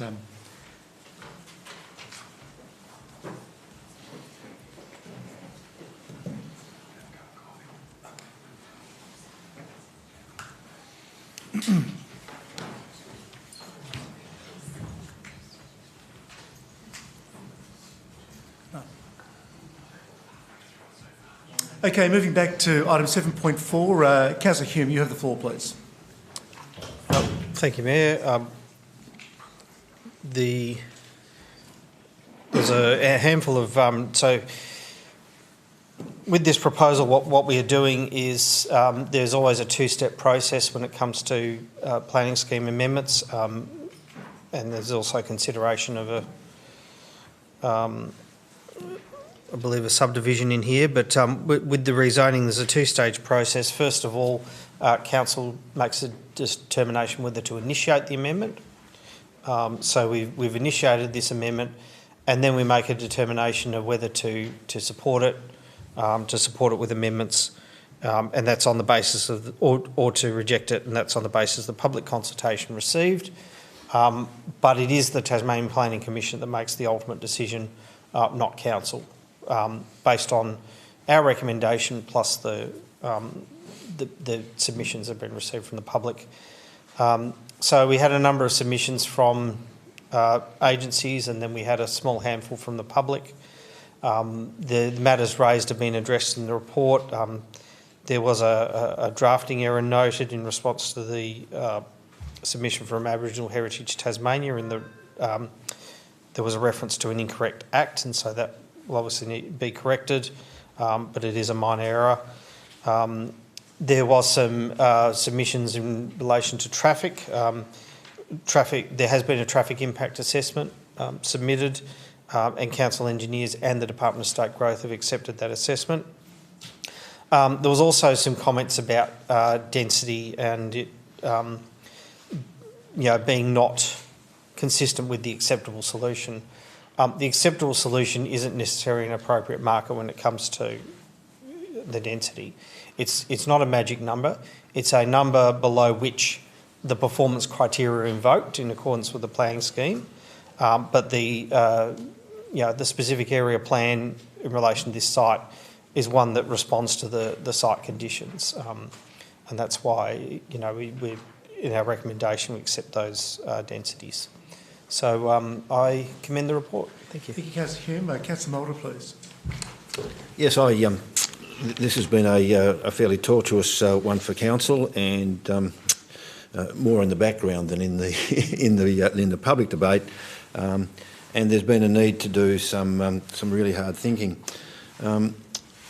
I think it's important to note that a development like this, which actually bounds an area, was formerly not permitted because it fell outside the magic urban growth boundary line. Fortunately, the Minister, rightly or wrongly, has changed the way that all goes about, for about the 18th time, I might add, and now he's the one that decides whether to recommend it or not, and it doesn't come before council. And this was a classic case of an area that should have been in the urban growth boundary. It abuts urban growth boundaries. It's not separated by a mountain range or a river or anything like that that would separate it from the natural thing that goes next to it. And as such, I think at various stages, when it suits us, we refer to zones that abut other zones as transition zones. In the full knowledge that sooner or later we'll go there and we'll go there. And it just made common sense that we had all these restraints on stuff like that. Yet here's a parcel of land, it's subject to inundation, and once again, there's a fair broad area which will come, because of its subject to inundation, reverts into public open space, and that provides, should some future council wish to do it, to provide amenities for the general community, like play areas or state-of-the-art dog parks, maybe. For community benefit. So this is a logical thing, and it's just been hamstrung by what I think is unnecessarily rigid state policies. This is not sprawl and crawl. This is a case of trying to create a natural extension. We're not making any more land, so we better start learning to use the land we've got. Councillor Mulder, anyone else wishing to enter the debate? All right, there's probably no need for right of reply then, Councillor Hume. All right. So I'll put the motion, that is the recommendation, that I won't read. All those in favour? That's unanimous. Thank you very much, colleagues. Now moving on to 7.5, which is a local provisions schedule amendment and combined development application for 2 Piper Road, Gilston Bay, 647 East John Highway and 657 Risdon. So moved by the Deputy Mayor. Thank you. Seconded by Councillor James. Thank you, Deputy Mayor. Thank you, Mr Mayor. Pleased to rise in support of the Officer recommendation in relation to this application. This proposal has been before Council and the community for a considerable period and has undergone detailed assessment. through the planning scheme amendment process. At its heart, and I thank the Deputy for the contribution earlier today, this proposal is about providing additional housing choice while making efficient use of the existing infrastructure and services. The amendment facilitates the expansion of existing Clarence Lifestyle Village and would enable approximately 54 additional retirement living dwellings through the consolidation and redevelopment of land that is currently constrained by the existing rural living zoning framework. This is a proposal that builds upon an existing retirement living community, as most of us would be well aware, and the report notes that the site is already connected to infrastructure and is located on a major transport corridor with access to activity centres, services and public transport, and that's exactly the type of development pattern that contemporary planning policy seeks to encourage.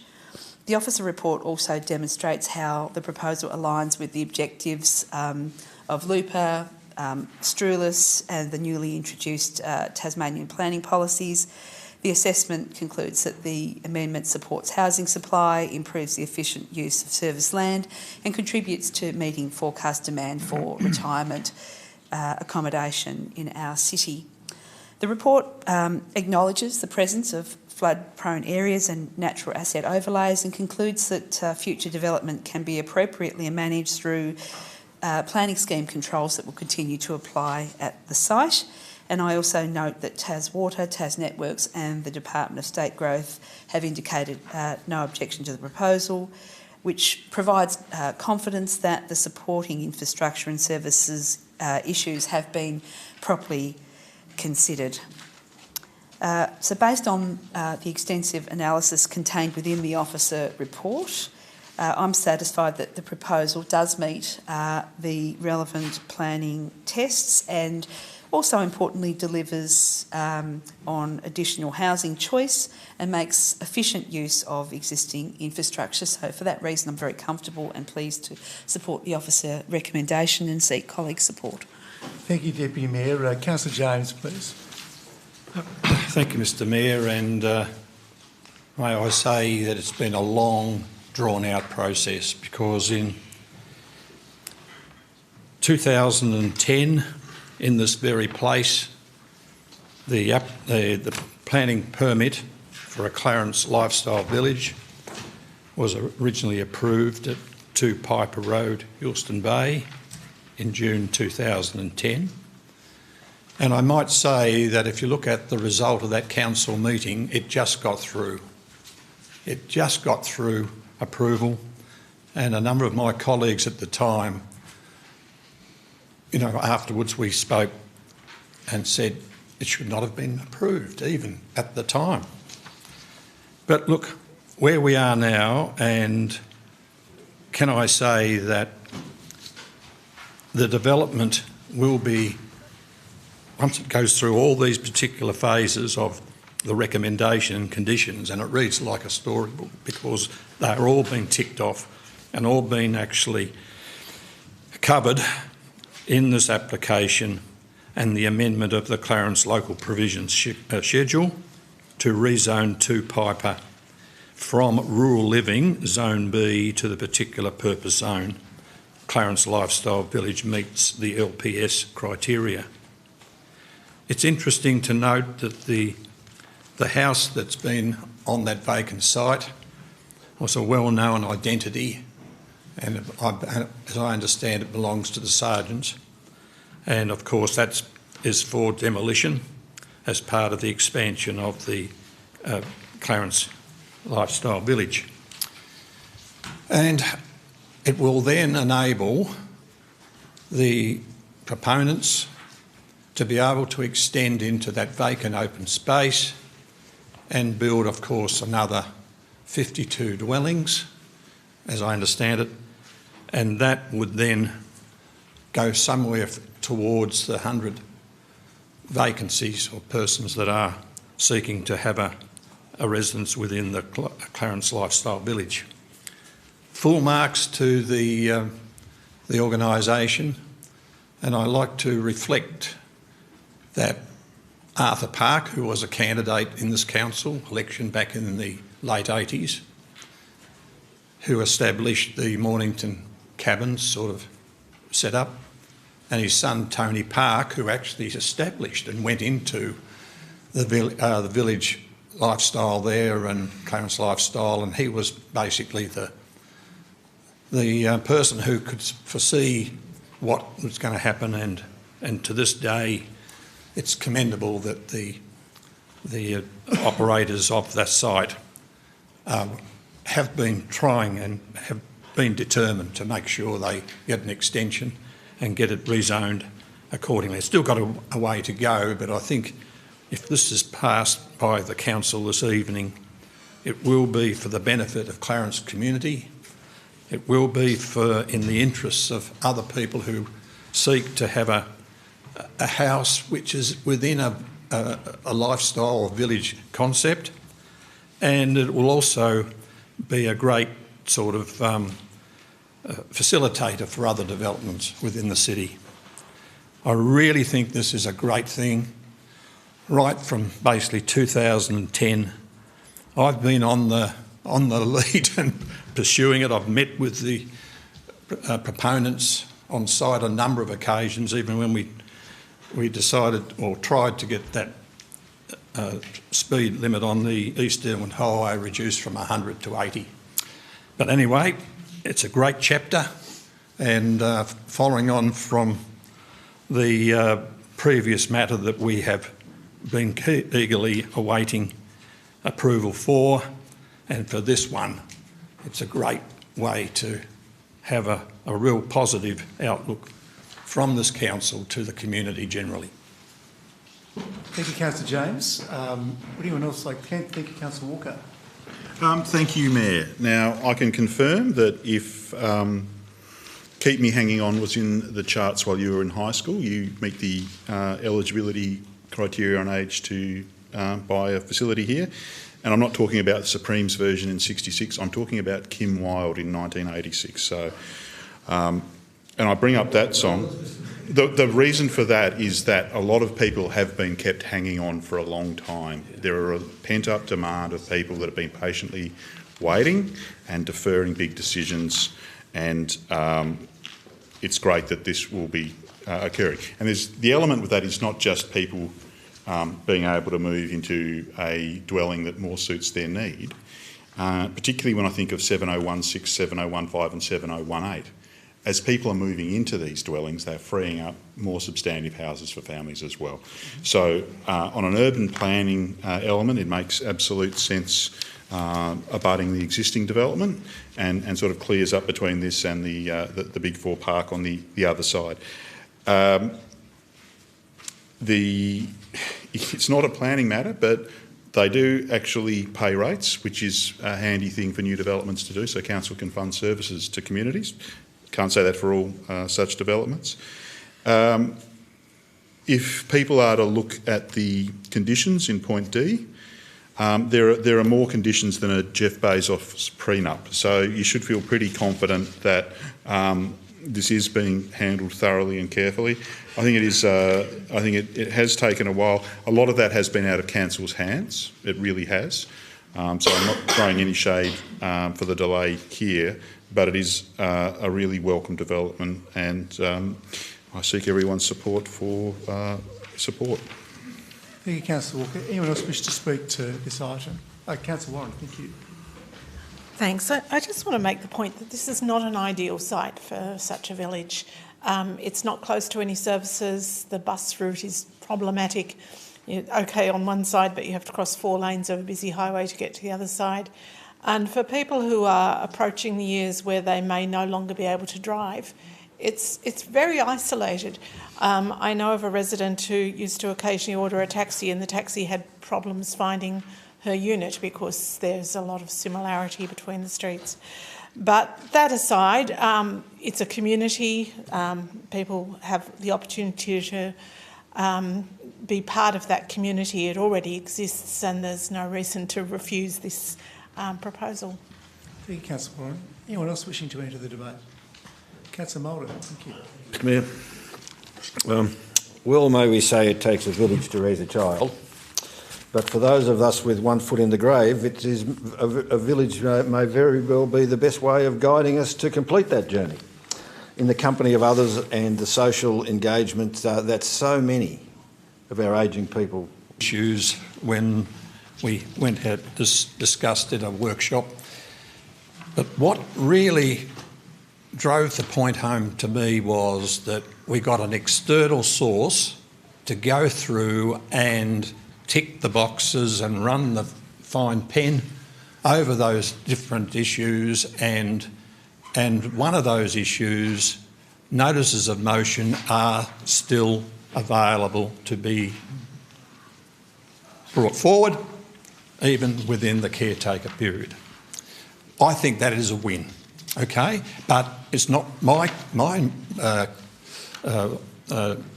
decision. I did raise it at one of the workshops, along with workshops, because I felt that they ought to continue on a business as usual basis to be able to get on with the job. And I'm pleased there is a notice of motion on the agenda tonight, which I think that would really fall within the notice of motion during caretaker period. I may be wrong, but for me, as an outsider looking at the caretaker policy for the first time, I think it probably would get some legs if it was brought up, or something very similar to it during that period of time. So what we have here now is something Clarence is perhaps leading the way, and I know there would be some people listening in tonight would say, why would you say that, Richard? Why would you say we needed a caretaker period to occur on or after the 5th of September to, obviously, to the declaration of the polls? Well, I think you need a level playing field. You really need a level playing field so that candidates who are wanting to put their names forward and do the hard yards, go out and door knock and talk to the community, use social media, which seems to be the norm these days. I've never used it myself, but then again, that may have been a problem for me in the past because I never really got the numbers on the board because I didn't use social media to that extent. But nevertheless, this is a good policy, and I am prepared to debate it with members of the community because I think it's something this council is leading the cause, and there are, I think, 11 other councils that haven't actually taken this on board. But I think you need to remember that the state government has basically flagged this anyway and has adopted a number of these conditions, and I think the Chief Executive Officer has and his team have really gone about talking to the other councils and just seeing where we need to dot the I's and cross the T's in relation to this. So, having said that, it's even Steven. Candidates for council election leading up to the final in October have every right now to get out there, and I think shoulder to shoulder endorse candidates who are seeking re-election and those that are aspiring to be elected. You've got all sorts of matters that which we can utilise. At the same time, it's a fair enough process, and I seek council support. Thank you, Councillor James. So, Councillor Hume. Thank you, Mayor. I provided a bit of feedback during the process of looking through and workshopping this policy. I think it's worth reflecting on the need for a caretaker policy is not really about the advantage given to incumbents over new candidates. What a caretaker policy is about, and this is why it's adopted at the state and federal parliamentary level, is to ensure that during an election period, a future council isn't bound inappropriately by decisions that may be made by the council preceding it. And for that reason, actually, I did submit, and we now have advice that legislatively notices of motion cannot be suspended by this council during the caretaker period. But I did, for that reason, submit that notices of motion should be suspended. That would have been my preference, because part of the policy is that a number of decisions, including things like major decisions like master plans and strategic plans and so on, have been not allowed under this policy because they potentially bind a future council to major decisions. But there's no limit to the scope of notices of motion. Having said that,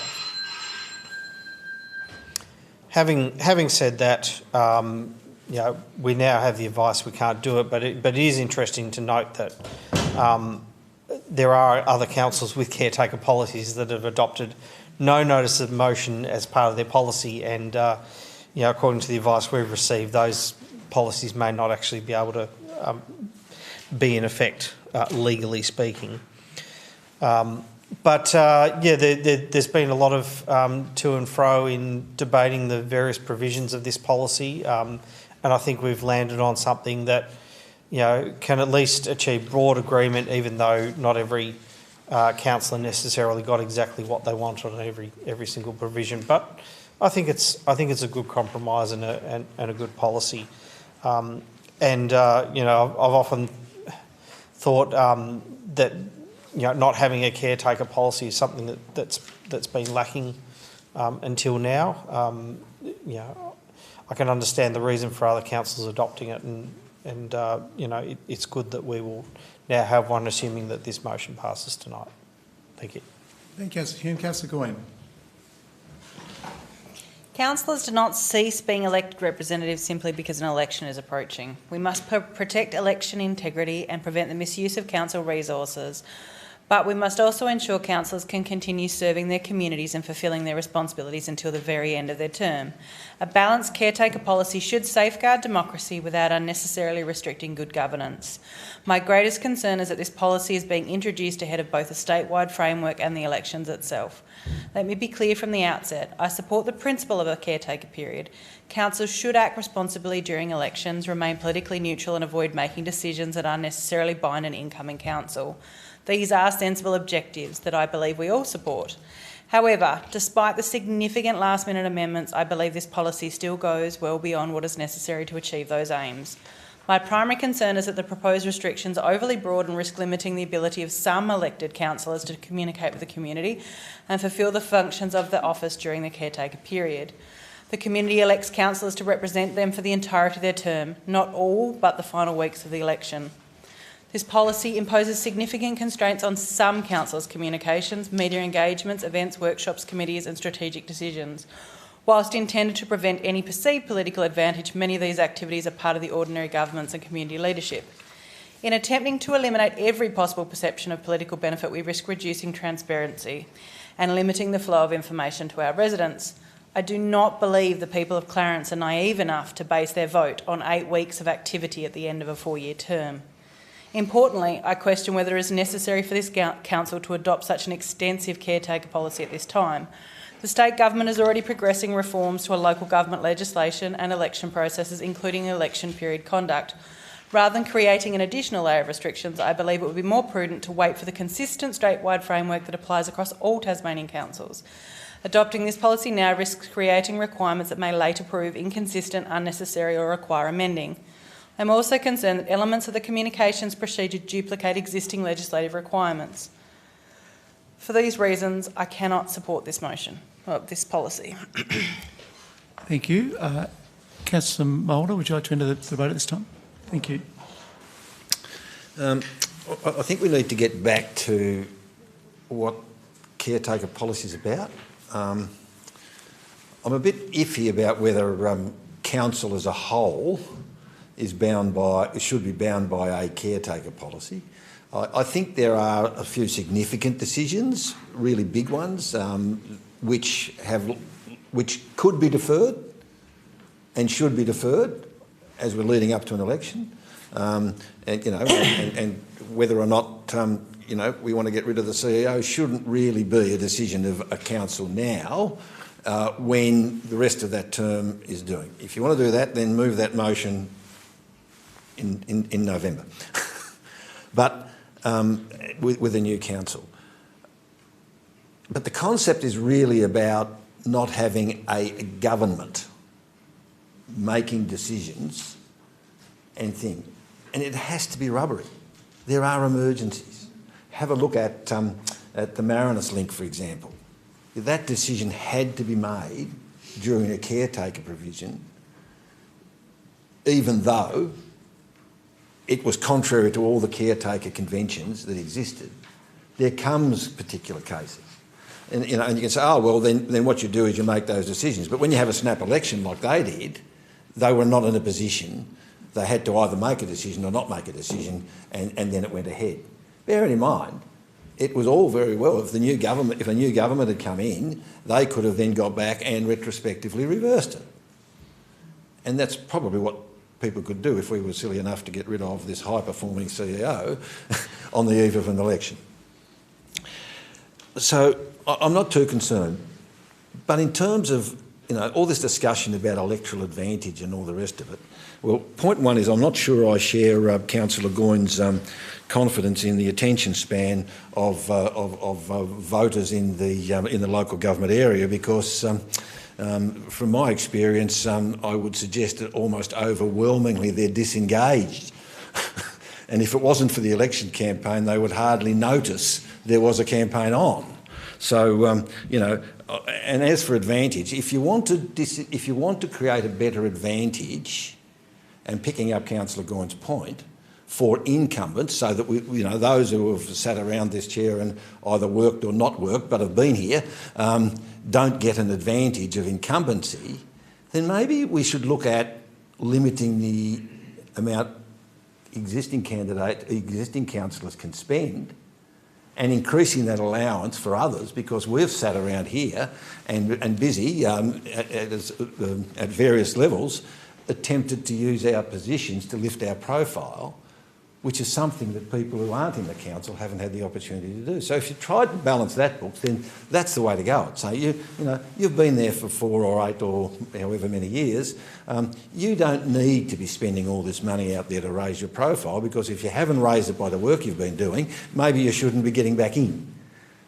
And then you can ask other people who are disadvantaged by that incumbency to do that. But that's not what this caretaker policy should be about, and I don't think it is about.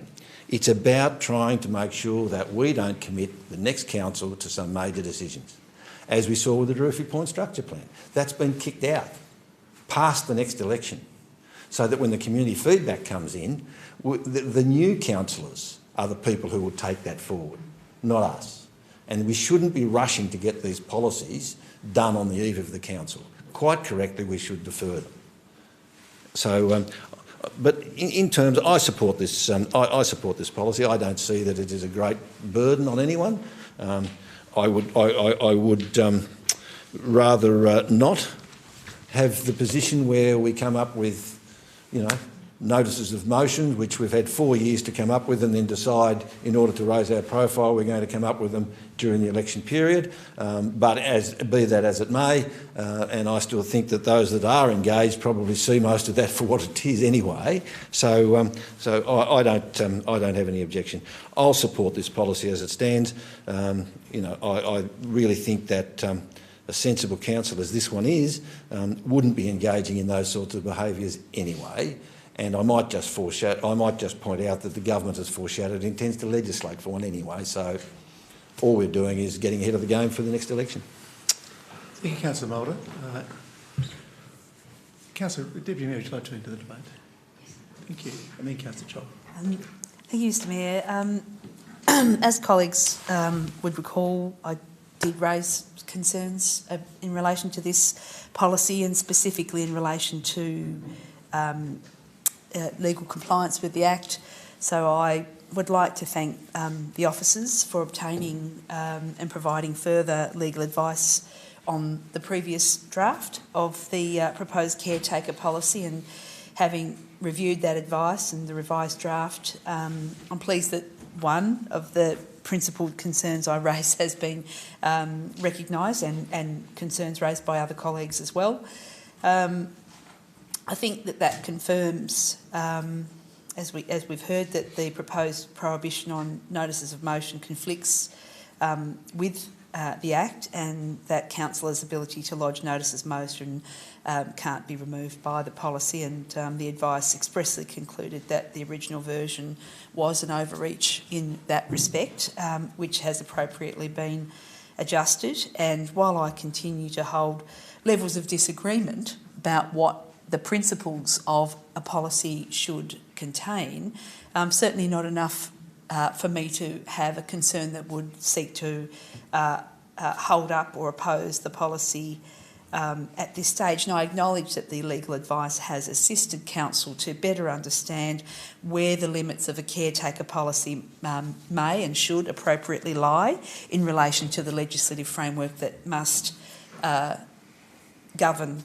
such a policy. And for that reason, you know, I'm supporting the revised draft, but I do, as I said, I remain concerned that things like the lack of consistency around policies statewide remain, and as Councillor Mulder has also spoken about, the state government looks at doing these things from a statewide perspective. I'm certainly very supportive of that because, as we've seen, councillors are effectively demonstrating their own approaches, interpretations and restrictions, and I think this results in significant variations across councils operating under the same Act. So I believe there's significant merit in the government considering a standardised caretaker policy or whatever legislative provisions required to apply consistently across all Tasmanian councils such provisions, and such an approach would provide certainty for councillors, council officers and communities more broadly, while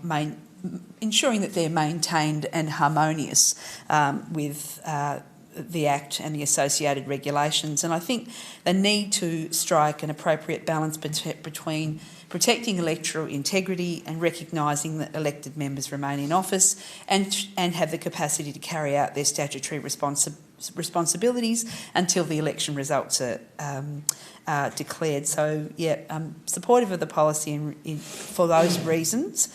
I think it's an improvement on the previous version, but certainly be looking to support a statewide approach moving forward into the future. Thank you, Deputy Mayor. Councillor Chong, please, then Councillor Warren. Thank you, Mr Mayor.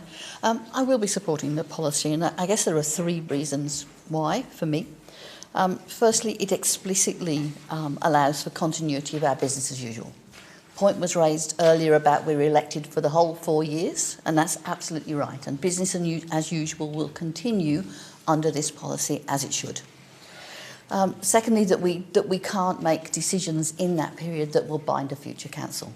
Master plans were talked about. There's a whole heap of things that come to us on a regular basis that it makes good sense for us not to be able to make a decision in those last 8 weeks that will influence what happens beyond this term of council.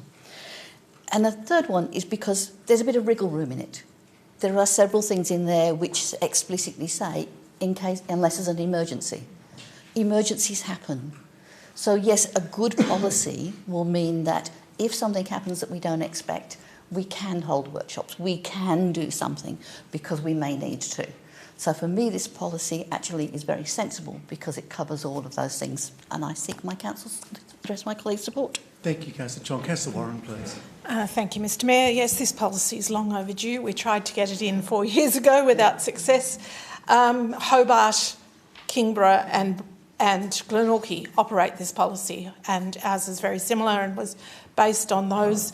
I did support the addition of notices of motion as being inappropriate during caretaker period. One of the reasons for that is that we get a lot of notices of motion that could have been dealt with other ways. They could have just been dealt with a conversation with the senior staff or the mayor or the CEO, and they don't need to come to us, and they take up a lot of time from both our discussion and the officers having to respond to them. So I would have liked, like my colleagues who have already spoken on the matter, I would have liked to have seen notice of motion removed, but legally we can't do that. The other thing that we have suspended for the time of caretaker period is workshops, because workshops also take a lot of time and effort from staff and councillors, and they're primarily for imparting information. So they're not a decision-making body. Sometimes we'll do a straw poll, but decisions are made here in the council meeting. So for officers to have to give a lot of information to a council where I think it's inevitable there's going to be a fairly high turnover at the next council, perhaps 50%, just pulling a figure out of midair, means that the officers are going to have to repeat all that information in November. So it's not efficient. It's not a good use of anybody's time. So for decisions that are being made in council meetings, we have council briefings, we discuss those there. So I think that's a very sensible inclusion. As for the idea that we are elected until the end of our term, yes, and I would argue that there is nothing in this policy that stops you from carrying out your job.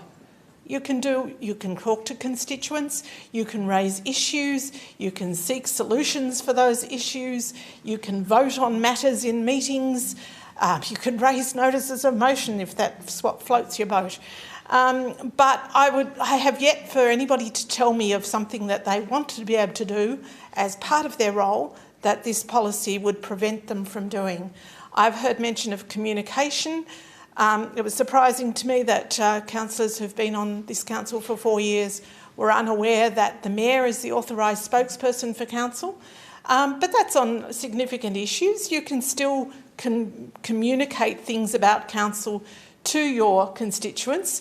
If you're uncertain about that, just check with the mayor or the CEO as to whether it's something you're allowed to share. But apart from that, I don't see that as a restriction.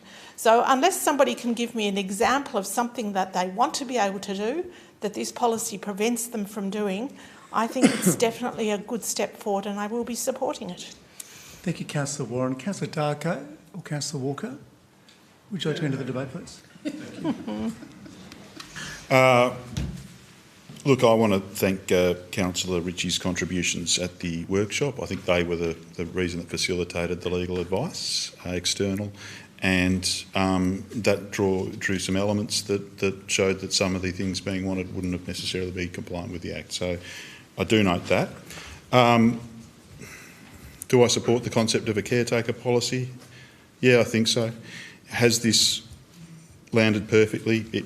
No, it hasn't. I think that if we're talking about this as wanting to be the exemplar, then you would look to do things like perhaps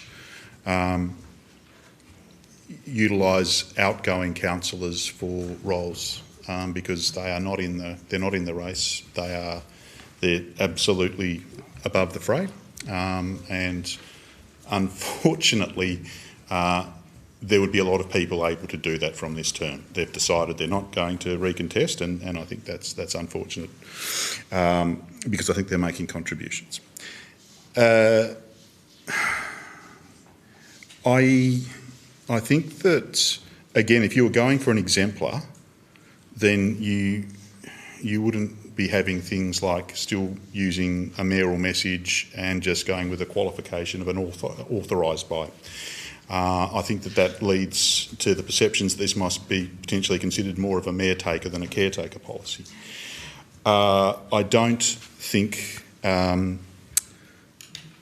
don't know that when we go to... Is it page 4? There was things noted around communications that basically things will be vetted by the communications, I don't know which page that was, that things would basically be vetted by an officer and for neutrality, etc. Now, I'm sure that I don't have concerns that there would be an issue with the way that it's conducted. However, there isn't a provision in there if a member of the public or a councillor didn't agree to dispute that. There's not a case of, well, someone's challenging that and we're going to get someone from another council just to quickly look over that and say, no, you're wrong, it's totally in line ball. And watch this one go down in flames, but I think that I should. If you're doing an exemplar policy, then I understand the rationale for not a business as usual approach to workshops. But what this does is actually, it specifies that council will not hold any council workshops. And then there's the preamble of other than required as a result of an emergency. Now, an emergency is a catastrophic flood. It could be a range of other things, but again, that's something that's not well defined and is open to interpretation. So I think the gold practice would be to just be silent on it. Then you can just handle it like it was handled in times past, and there probably wouldn't be any workshops. But if other circumstances came up, now it might be something falling off the back of a truck in light of a grant from another level of government or something like that, that might need some sustaining, and that would be why you might want to hold a workshop that isn't an emergency. So watch this not occur, but I request an amendment to the mover of the meeting that we strike 5.2 workshops. Council will not hold any council workshops other than if required as a result of emergency. That we just strike that and we be silent on the matter, allowing maximum flexibility for if an unanticipated event occurs that would be prudent to conduct a workshop but wouldn't be classified as an emergency. How does the mover feel? So, well, hang on a moment. You're the last speaker, potentially. So does the mover agree that ought to be accepted as an amendment? No, Mr Mayor. No, thank you. There it dies. Thank you. Okay. All right. Well, I think we could do better. I'm probably likely to support it because I think this is not nothing, and I suspect it might be better than the template that is offered from another level of government as the cookie cutter going forward. Thank you, Councillor Walker. And before I call on the mover for his right of reply, I'll just enter the debate as a councillor, as your mayor. And first thing I'd like to do is just indicate that on page 2 under definitions, declared emergency is clearly outlined as to what constitutes an emergency for the purposes of this policy and as declared under the Emergency Management Act 2006 here in Tasmania, obviously. So, colleagues, I'd like to take this opportunity to thank you all for your contributions this evening, but also to congratulate the CEO and his team for producing this policy. It is best practice. At the time when it was first talked about, the CEO and the team went to Hobart City, Glenorchy City and Kingborough's policies to have a look, and the CEO, being the CEO that he is, said, I think we can do better. I think we can take this up a couple of notches, and I believe he's done that, and I think that it will largely inform where the state government will land post this election when they do move to legislate this caretaker approach. But as Councillor Mulder pointed out very correctly, this policy will be in place for 2 months. All that work is going to be there for 2 months, but it will be the exemplar, it will be best practice, and it will be something I think that we can hang our hat on and lead 28 other councils in this state, knowing that we've done the best. Because the minister's very clear, the next tranche of amendments to the Local Government Act will include caretaker policies. So we're getting in front of the fray, and I'd like to again just extend my appreciation to the CEO and his team for all the work that they've done, and also for the suggestion that legal advice be sought, because I think that was important to make sure that we did get it correct, whatever our personal views may be about notices of motion during what will be effectively 4 council meetings during that time. So I'll, with those few words, invite the mover of the motion, Councillor James, for his right of reply, please. Seek council support. Thank you, Councillor James. All right, I'll put the motion, and that is that we adopt the election caretaker period policy and also authorise the CEO to communicate the approved policy with staff, community and key stakeholders. All those in favour? Those against? It's okay. Thank you. Moving now on to item 9.1, notice of motion seeing in the name of Councillor Goyne, which is Management Framework Renewal the Seal. Is there a seconder for Councillor Goyne? I'm happy to second the motion. Councillor Walker, thank you. Councillor Goyne, the floor is yours. Now, the Seal has captured the hearts of people not only across Tasmania but around the globe. He has come to represent the kind of independence that most of us quietly admire. A figure who refuses to follow the rules about where he is supposed to be and how he is supposed to live, who tests the boundaries, literally, and who carries with him an unmistakable sense of adventure. There is something deeply endearing about that. Neil reminds us that in this untamed world still exists alongside our own, and of the wonder, humour and affection wildlife can inspire in our community. But with that affection comes responsibility. This motion began in the midst of chaos, with late-night phone calls from terrified residents in a quiet seaside suburb. Contrary to some media portrayals, our community was not afraid of the resting elephant seal. They were concerned that treating a wild animal like a tourist attraction could ultimately lead to his death. The original aim of this motion was simple: help create a non-lethal management plan. Since then, the situation has changed and evolved. Neil was finally allowed to the rest he needed and he returned to sea. That has given us time to pause, reflect and prepare for his inevitable next visit. More than 100,000 people have now signed the petition, and I have worked closely with the petitioner and the broader community throughout this process. The overwhelming message I have heard is clear. People want communication, clarity and firm commitments from government. They want to know who is responsible, what the plan is and how these decisions are being made. They want visibility. While I may be a mere councillor and cannot personally secure every assurance that our community seeks, I can use my platform to be their voice. We now know that the Department of Natural Resources and Environment Tasmania, the City of Clarence and other relevant agencies are working collaboratively on a comprehensive framework. What this motion now does is to simply ensure Council remains informed about that work, and through this Council our community will be informed as well. Most importantly, this must be a human management plan. Council cannot manage a 4,000 kilo elephant seal, but we can manage people.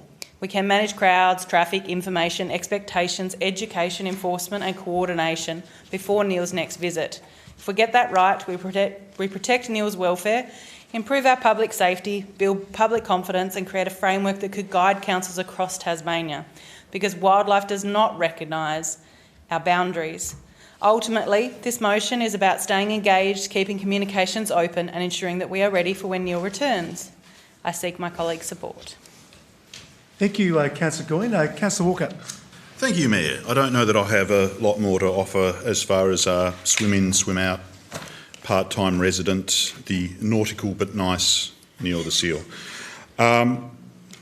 What this is about is the simple fact that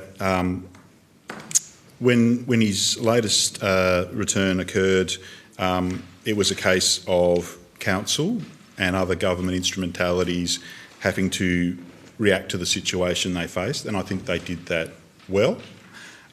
This is about a proactive element, so that there's a gold standard way to deal with things in place, and as highlighted, if you like, a template should he decide to spend time somewhere outside our shores. Just a question through you, probably to Mr. Graham. My understanding is that of much of the damage that was done to council infrastructure, most of it has now been disposed of, but there are some metal bollards that are still at Mornington, is that correct? Thank you, Mr. Graham. Through Mr. Mayor, I'm not too sure on the metal bollards. Certainly all the plastic bollards went to landfill. I was advised that all damaged bollards by Neil the Seal were damaged beyond repair, and they've gone to landfill. The sleeves that remained in place under the ground have been covered over, and new bollards will be reinstalled in those ones. Other ones where Neil the Seal damaged the footings, the whole thing had to be removed. We've missed the opportunity given stuff's gone to landfill, but I think had we donated that to a charity, it probably would have raised a lot of funding with people wanting to get some iconic Neil merch. And that was an idea that I think someone put on a Facebook page, and I think it was quite a clever way, if you like, to upcycle. So again, this is about best practice. We're dealing with one individual, so that's Neil the Seal. Now, whether Rick, Mike or Vivian are the next ones, we'll be able to handle that. And actually, now I think of it, Neil probably should have been called Vivian. But I got one. as I say, this is just a way of making sure that we've got best practice processes in place with other levels of government instrumentalities. This doesn't impose unnecessary burden, if you like, onto council officers, and in fact it almost does the opposite as far as knowing how to manage situations when they arise again in the future. Thank you, Councillor Walker. Anyone else wishing to enter the debate? Thank you, Councillor Chong. Thank you, Mr Mayor. So caring for wildlife such as Neil the seal is important, and I'm really pleased to see that NRE is the lead agency and council and other bodies are involved in planning for what happens when he next returns, as he or any other seal might inevitably do so. Ensuring a plan is in place to protect Neil from people, and particularly as he grows, people from Neil, is obviously necessary. This motion, however, doesn't actually do that. It notes commentary that has been made and that a plan is underway and asks council staff to spend a considerable amount of time preparing a report for a councillor workshop. Now, I do agree that we should be informed, and I do agree that communicating a plan to a wider community is important, always understanding that we have no control over when or where Neil will appear, so any plan has to set protocols but be flexible. Consistent communication about the plan is and will continue to be important, and I'm sure Council will be involved in ensuring messages get out as soon as practical when the event next occurs. And I look forward, along with the wider community, to hearing about this plan in the future. So, in summary, although I really agree that the plan is very important and communicating that plan is very important, I can't support this motion because it doesn't actually ask that. Thank you, Councillor Chong. Councillor Warren, please. Yes, I completely agree. I'm not a fan of motions that don't achieve anything. The first two parts note something that is already happening. The third one asks the CEO to provide an update, which I'm sure he would have done anyway. And in fact, in the CEO's notes on the motion, it says that on Friday the 3rd of July, which was well before this motion, in discussion with the Department of Natural Resources and Environment Tasmania, it was agreed that a comprehensive management plan would be developed by the Department, the City of Clarence and other relevant agencies such as Tasmania Police, covering future visits by Neil the seal. The management plan will be offered to other local governments outside Clarence, noting that the last time I saw Neil was in Kingston a couple of years ago, and he's also well known to visit Dunalley and Tasman Peninsula. The management plan will cover a range of topics, including Neil's welfare, traffic and pedestrian management, exclusion areas, enforcement, as well as addressing resourcing and risk safety requirements. So all of that was in place on the 3rd of July, and here we are on the 20th of July, noting it. The other thing, I've heard communication mentioned. Communication has actually been part of the problem because this has been an event that has been happening for a number of years. And I have this from a long-term South 7 Mile Beach resident. She said, I've lived here for each and every one of Neil's visits, as have family at Clifton. It's always been managed extremely well, sensitively and privately, even though there was social media back then. The chaos happened because people jumped on social media, telling the world where he was, and then demanding every service, including the local volunteer fire brigade, to do something about it.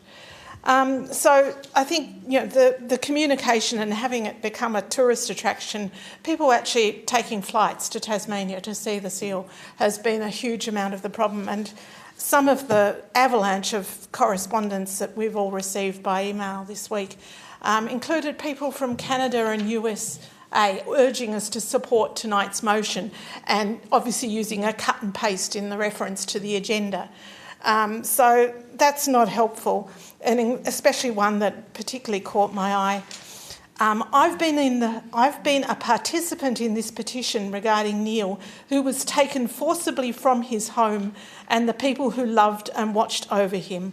I'm writing asking for your support. I mean, what is this all about? So, yes, the people who are responsible for dealing with wildlife are dealing with this. Council is helping as far as the scope of what we can do is is relevant. It's affecting other councils, not just Clarence. There is a plan in place. There is time to sit back and reflect. This motion, as far as I can see, asks the CEO, the only thing it asks is that the CEO provides an update, which I'm sure he would have done anyway. So I think it's all in hand and I don't need to support this motion. Thank you, Councillor Warren. Councillor James. I'm very surprised that our last two speakers have basically come out and said it's really a waste of space, or this motion is irrelevant and there is no need for us to consider. Look, it's put Clarence on the map. It really has. I had clients coming into my office during the week to say as soon as they heard about Neil the Seal, they were off down to 7 Mile Beach. No, that's not the problem. It's the problem that Neil the Seal has identified the 7 Mile Beach and Greater Clarence as being part of that particular, if it's called a tourist attraction, well be it. But at the end of the day, the mayor and the deputy mayor have come out in the media and basically said that they wanted to have a management framework for Neil, and because of the need to balance welfare, etc., in the public safety. It's in the paper, okay, and that gained a lot of traction, I believe, for Clarence, and also as part and parcel of where we are located and where we are very conscious by the very nature of notes what has the significance of Tasmanian natural heritage, as well as the Department of Natural Resources and Environment are in there as well with Clarence, and we are working together across all different agencies to try to get this particular thing sort of under some sort of plan so that there isn't as much, hopefully, damage to our infrastructure as it has happened. So look, there's nothing wrong with this motion. It really is telling and noting what has already been said, yes, but what's wrong with that? It means that Clarence is on the way as recognising these particular issues, and therefore we need to be able to say, yes, we are doing everything we can in Clarence, and if there is some framework that needs to be done, great, and that will be in place, hopefully, if Neil the Seal makes another trip to southern Tasmania in the future, which he has been doing over a number of years. Part 3 requests the Chief Executive Officer to provide an update. Now, what's wrong with that at a workshop? What's wrong with that? Okay, already we have set the wheels in motion, and we are doing our best to sort of promote this particular Neil the Seal. And if you're at the airport at any time and you're collecting your baggage, what's coming around on the garbage, not garbage, on the conveyor belt, thank you. It's a seal. It's equivalent to, not only do we have a Neil the Seal in the environment, but we have a make-do on the terrace or whatever you call it, at the airport. So look, it's good promotion for Clarence, and if it's going to bring tourists to Tasmania to go to our vineyards and enjoy the sights, well and good. I support the motion. Councillor Mulder, please. Why do we need a seal to entertain Clarence when we have speakers of that calibre? This motion contributes nothing to what is already occurring. We do not need a management plan for Neil. We need a management plan for people who endanger themselves by seeking to engage in a dangerous manner. We also might need a plan to stop people promoting this as a tourist attraction, because that is what is causing the problem. Neil is not the only elephant seal to grace our beaches. Neither is he the kind of seal you could train. I can't see him balancing a ball on his nose. I don't think he's the right breed for that. I have seen other elephant seals in the area. Neil and others visit many areas around the coast. It's only when they come to areas where the tourists have ready access that it becomes a problem and a hazard. We should not be adding to the populism, and I look forward to a future visit not being the subject of such attention. The more attention we give this, the higher the risk to human life, and the event of such an accident, however unfortunate, will mean the end of Neil. Let's not add to this risk by adding fuel to the fire. I, for one, was a bit sus about the culling of dingoes on Fraylers Island after they killed a visitor who had breached all advice about exposing themselves to the risk of dingoes. But I understand it. And I understand that if this occurs with Neil, the same will be the result. That is the only management plan for Neil that we could actually execute, I think. As for US citizens lobbying us to protect the seal, I would suggest they might focus their attention on the dangerous use being made of the POTUS seal. So let the officers get on with it. Try not to politically surf off it as a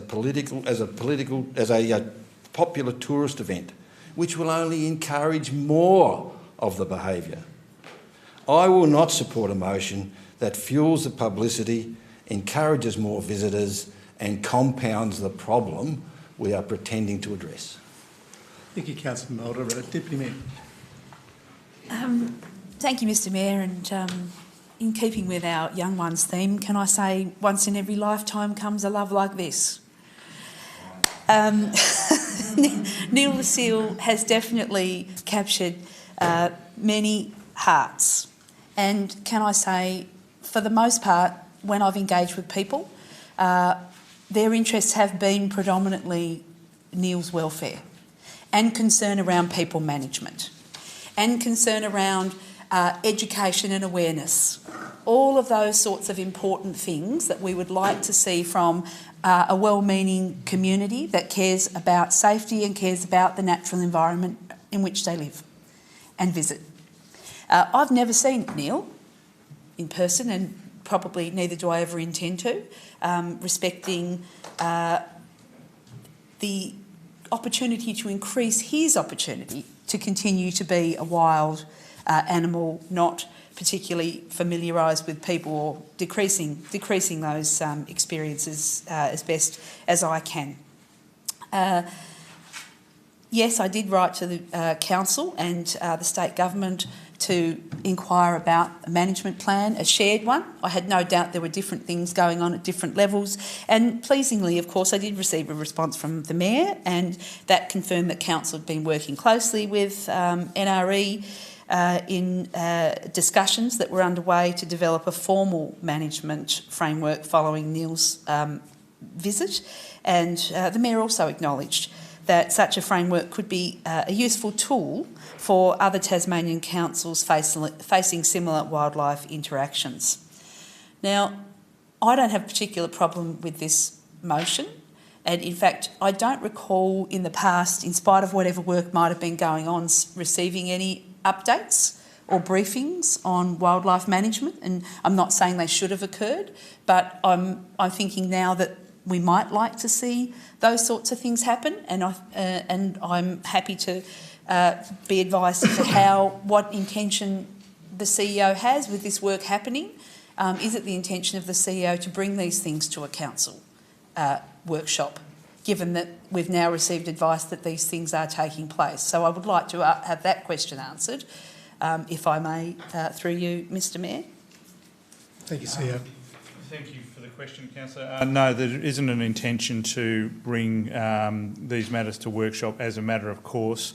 In the ordinary run of things, we would deal with this with NRE, and the arrangements that we need to put in place are largely operational. So unless it was, as in this case, highly known about, we generally try and play those issues down.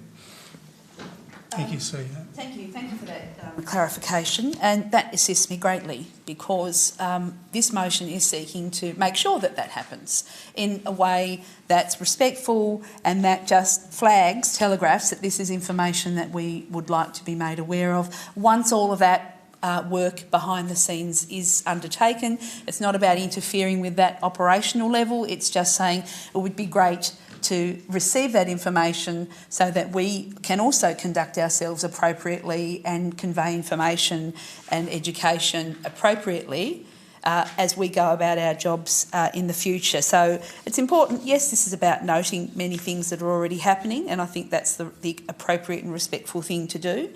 But it's also, and it's not about duplicating work.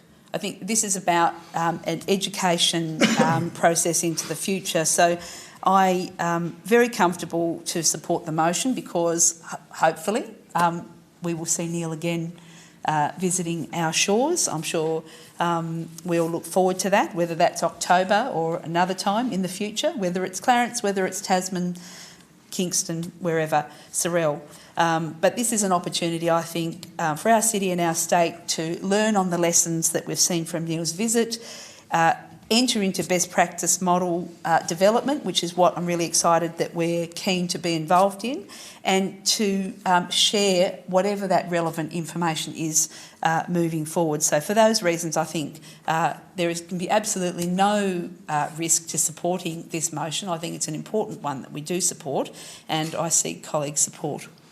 Thank you, Deputy Mayor. Councillor Darko, would you like to enter the debate? All right. Before I call on the mover to exercise her right of reply, I'll join the debate as a councillor, not as your mayor. And we'll just say that at the afternoon of Friday, the 3rd of July, the CEO and I had a quick catch-up where he informed me of discussions he'd had during the course of that day and days leading up to with the Deputy Secretary of the Department of Natural Resources and Environment, Tasmania, that there were moves to put in place a comprehensive management plan and that the role of council officers was, of course, to ensure there was safety for Neil, but also for pedestrians and onlookers, etc., and for residents as much as they could, closing roads, etc., and making sure that dogs were 50 metres away, etc. So we also determined during that discussion that we would not have a front-facing media presence on this, that it would be appropriately dealt with by the Department of Natural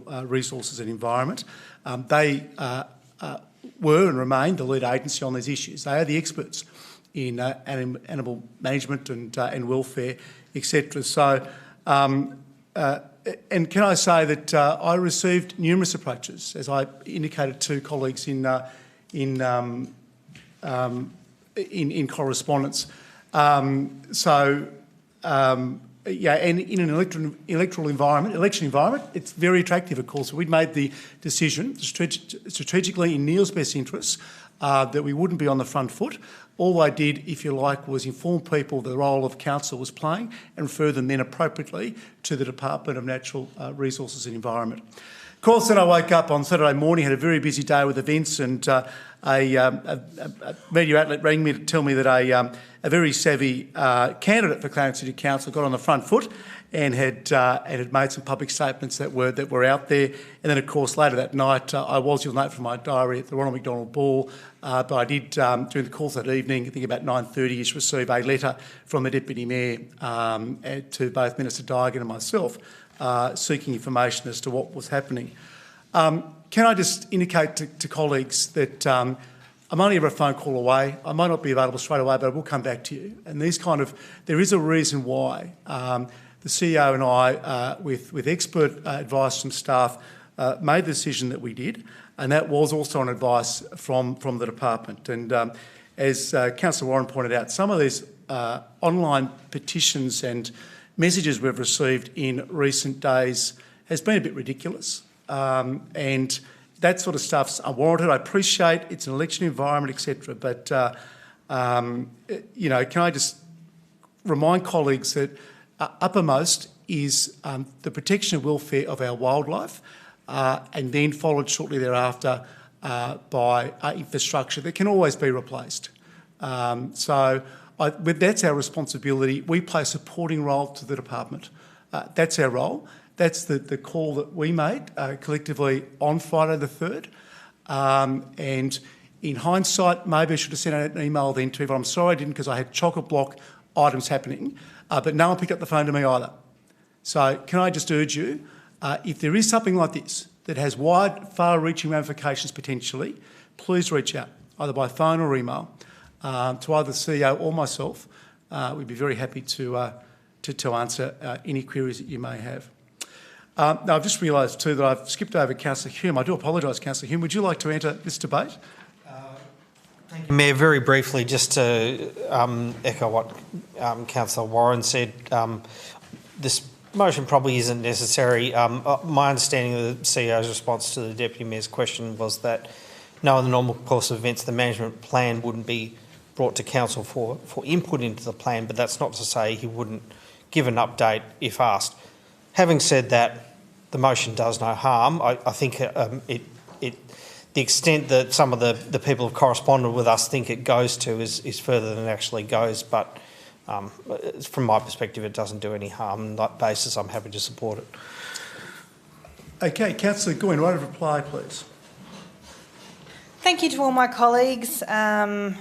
I work for the community and the community has asked me to bring this motion. I have worked with wildlife carers, people that are experts in this area, the petitioner, the community. They are the ones that have asked me to bring this forward.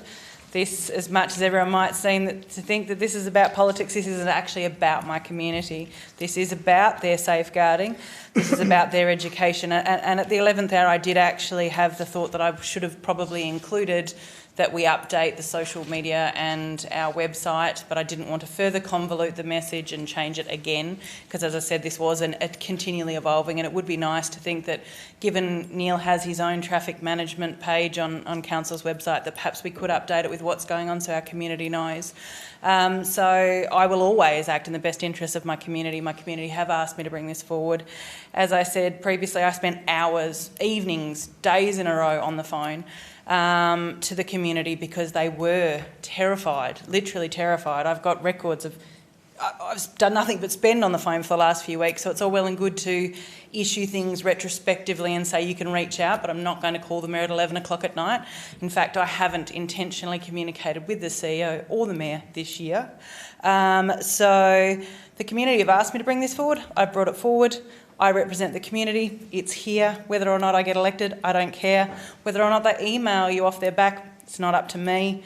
I certainly didn't cut and paste anything. I did distribute councillors' emails, as I always do, to say that this was the motion coming forward. I did not urge them to write anything, just to contact you with their thoughts. So in saying that, I seek colleagues' support to educate our community on what we are doing rather than talking about it behind closed doors. Thank you. Thank you, Councillor Goyne. I'll put the motion standing in the name of Councillor Goyne. All those in favour? Those against? So lost. Moving on now to item 10, councillor questions time. 10.3, answers to questions without notice, previous council meeting as listed in the agenda. 10.4, questions without notice. Are there any questions from the floor? Starting this evening with the Deputy Mayor, Councillor Ritchie. Thank you. Councillor Mulder. Councillor Hume, we're on a roll. You were. Yeah. But this one will be very brief. Thank you. What is Council's role in it, if any, in stopping the spread of avian influenza? Thank you. CEO. Thank you. Council's role at this point in time is fairly limited. We are monitoring advice coming out of various governments and we have started some business continuity planning around that from an environmental health and a work processes point of view, but that's really it at this point in time. So, for example, if we were called upon to remove birds from a beach, for example, that we've got an appropriate safe protocol in place to do that. So we're just working through those sort of issues at the moment. Thank you, sir. And I'll just also add, if I may, that early last week, the Minister for Agriculture, the Honourable Gavin Pearce MP, State Minister, emailed all mayors. I then forwarded that on to all colleagues as well, just about what action the state government's taking. And I think, I believe from memory, there's a hotline there as well for people to report bird deaths that seem somewhat suspicious. Your second question, please. Thank you, Mayor, and I thank the CEO for his answer.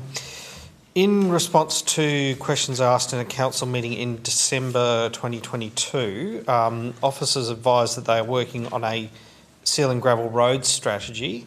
Has that strategy been developed, and where is it available if it has? Thank you, Councillor Hume. Mr Graham, please. Through Mr Mayor, we haven't completed that strategy. Officers are still working on that.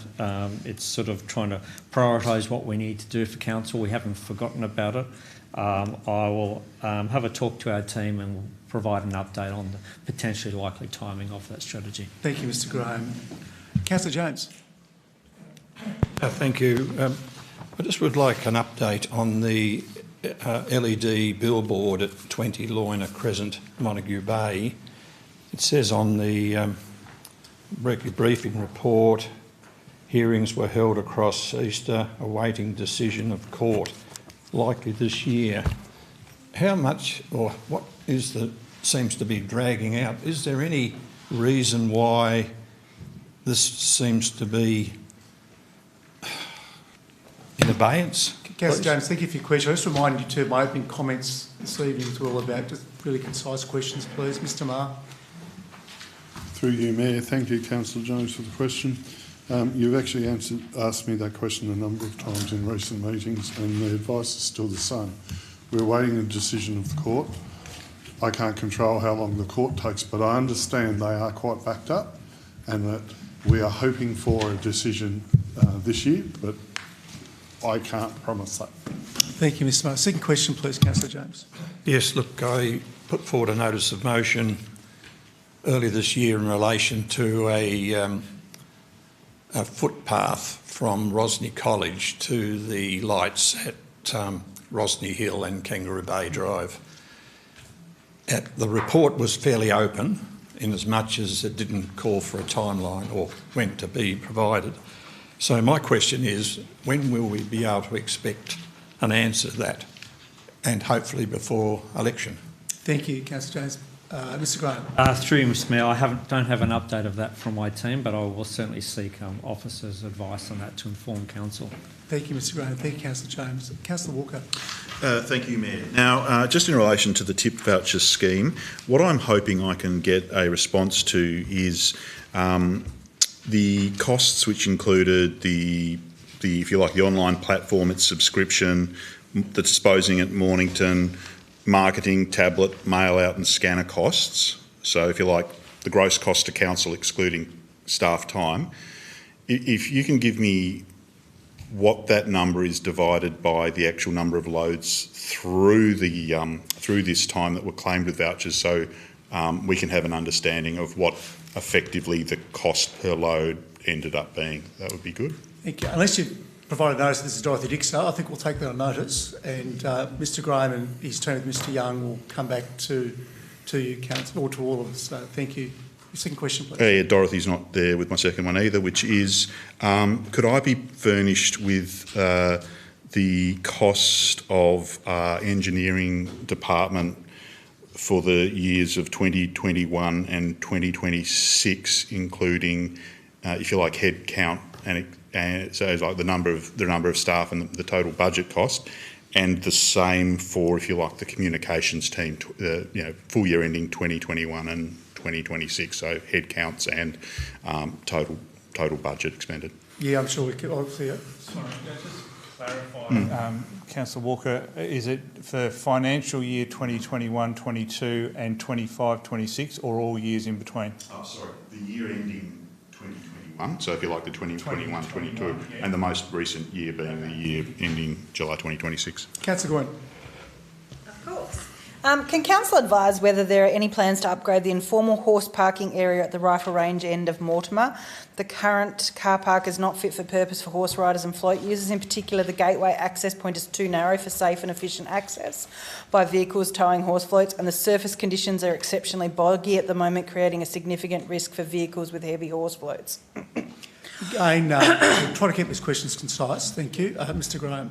Through Mr Mayor, I don't have an update on that one, but I'll inquire with my team and advise. Thank you. Given that a road safety audit required the installation of an extra energy-absorbing bollard in the footpath adjacent to the Cripps Bakehouse at 1 Percy Street, Bellarive, to protect outdoor diners, has the council assessed whether the existing bollards at the upgraded Percy Street intersection have experienced... Councillor Gwynn, sorry. Can you just slow down a bit, please? Sorry, I was trying to be concise. No, we're not being concise by okay. Just Just the facts, please, so that the CEO can get it. We can ensure that we get you the correct answer. Has please. council assessed whether the existing bollards at the upgraded Percy Street intersection have experienced significantly more vehicle impacts or damage since the intersection upgrades? And if so, what were the findings? Thank you. We'll have to come back to you on that one, but thank you very much. Councillor Tarko, Councillor Warren. I'd like to congratulate council officers on the new native garden outside Chambers, replacing the annuals, and wonder if there's any costing available on the savings in maintenance costs in the future, and whether there's a similar savings in maintenance for the project that we voted on in the recent budget to replace the cottage garden at the schoolhouse with a similar native garden. It looks terrific. Thank you, Councillor Warren. Ms Coburn or Ms Murrell, do we have any figures? No, probably not yet, I suppose. Thank you, Ms Coburn. No, through you, Mayor. No, not at this stage we don't, but we do anticipate there'll be savings when we get to a point in time when that project's complete. We can provide that information. Great, thank you. Councillor Chong? All right. Well, I now call for a motion to move into closed meeting. Please move Councillor Chong, seconded Councillor Warren. I'll put the motion. All those in favour? Thank you very much. Well, thank you to those members of the public who joined us here this evening, and those joining us from the warmth of their sitting rooms via the live stream.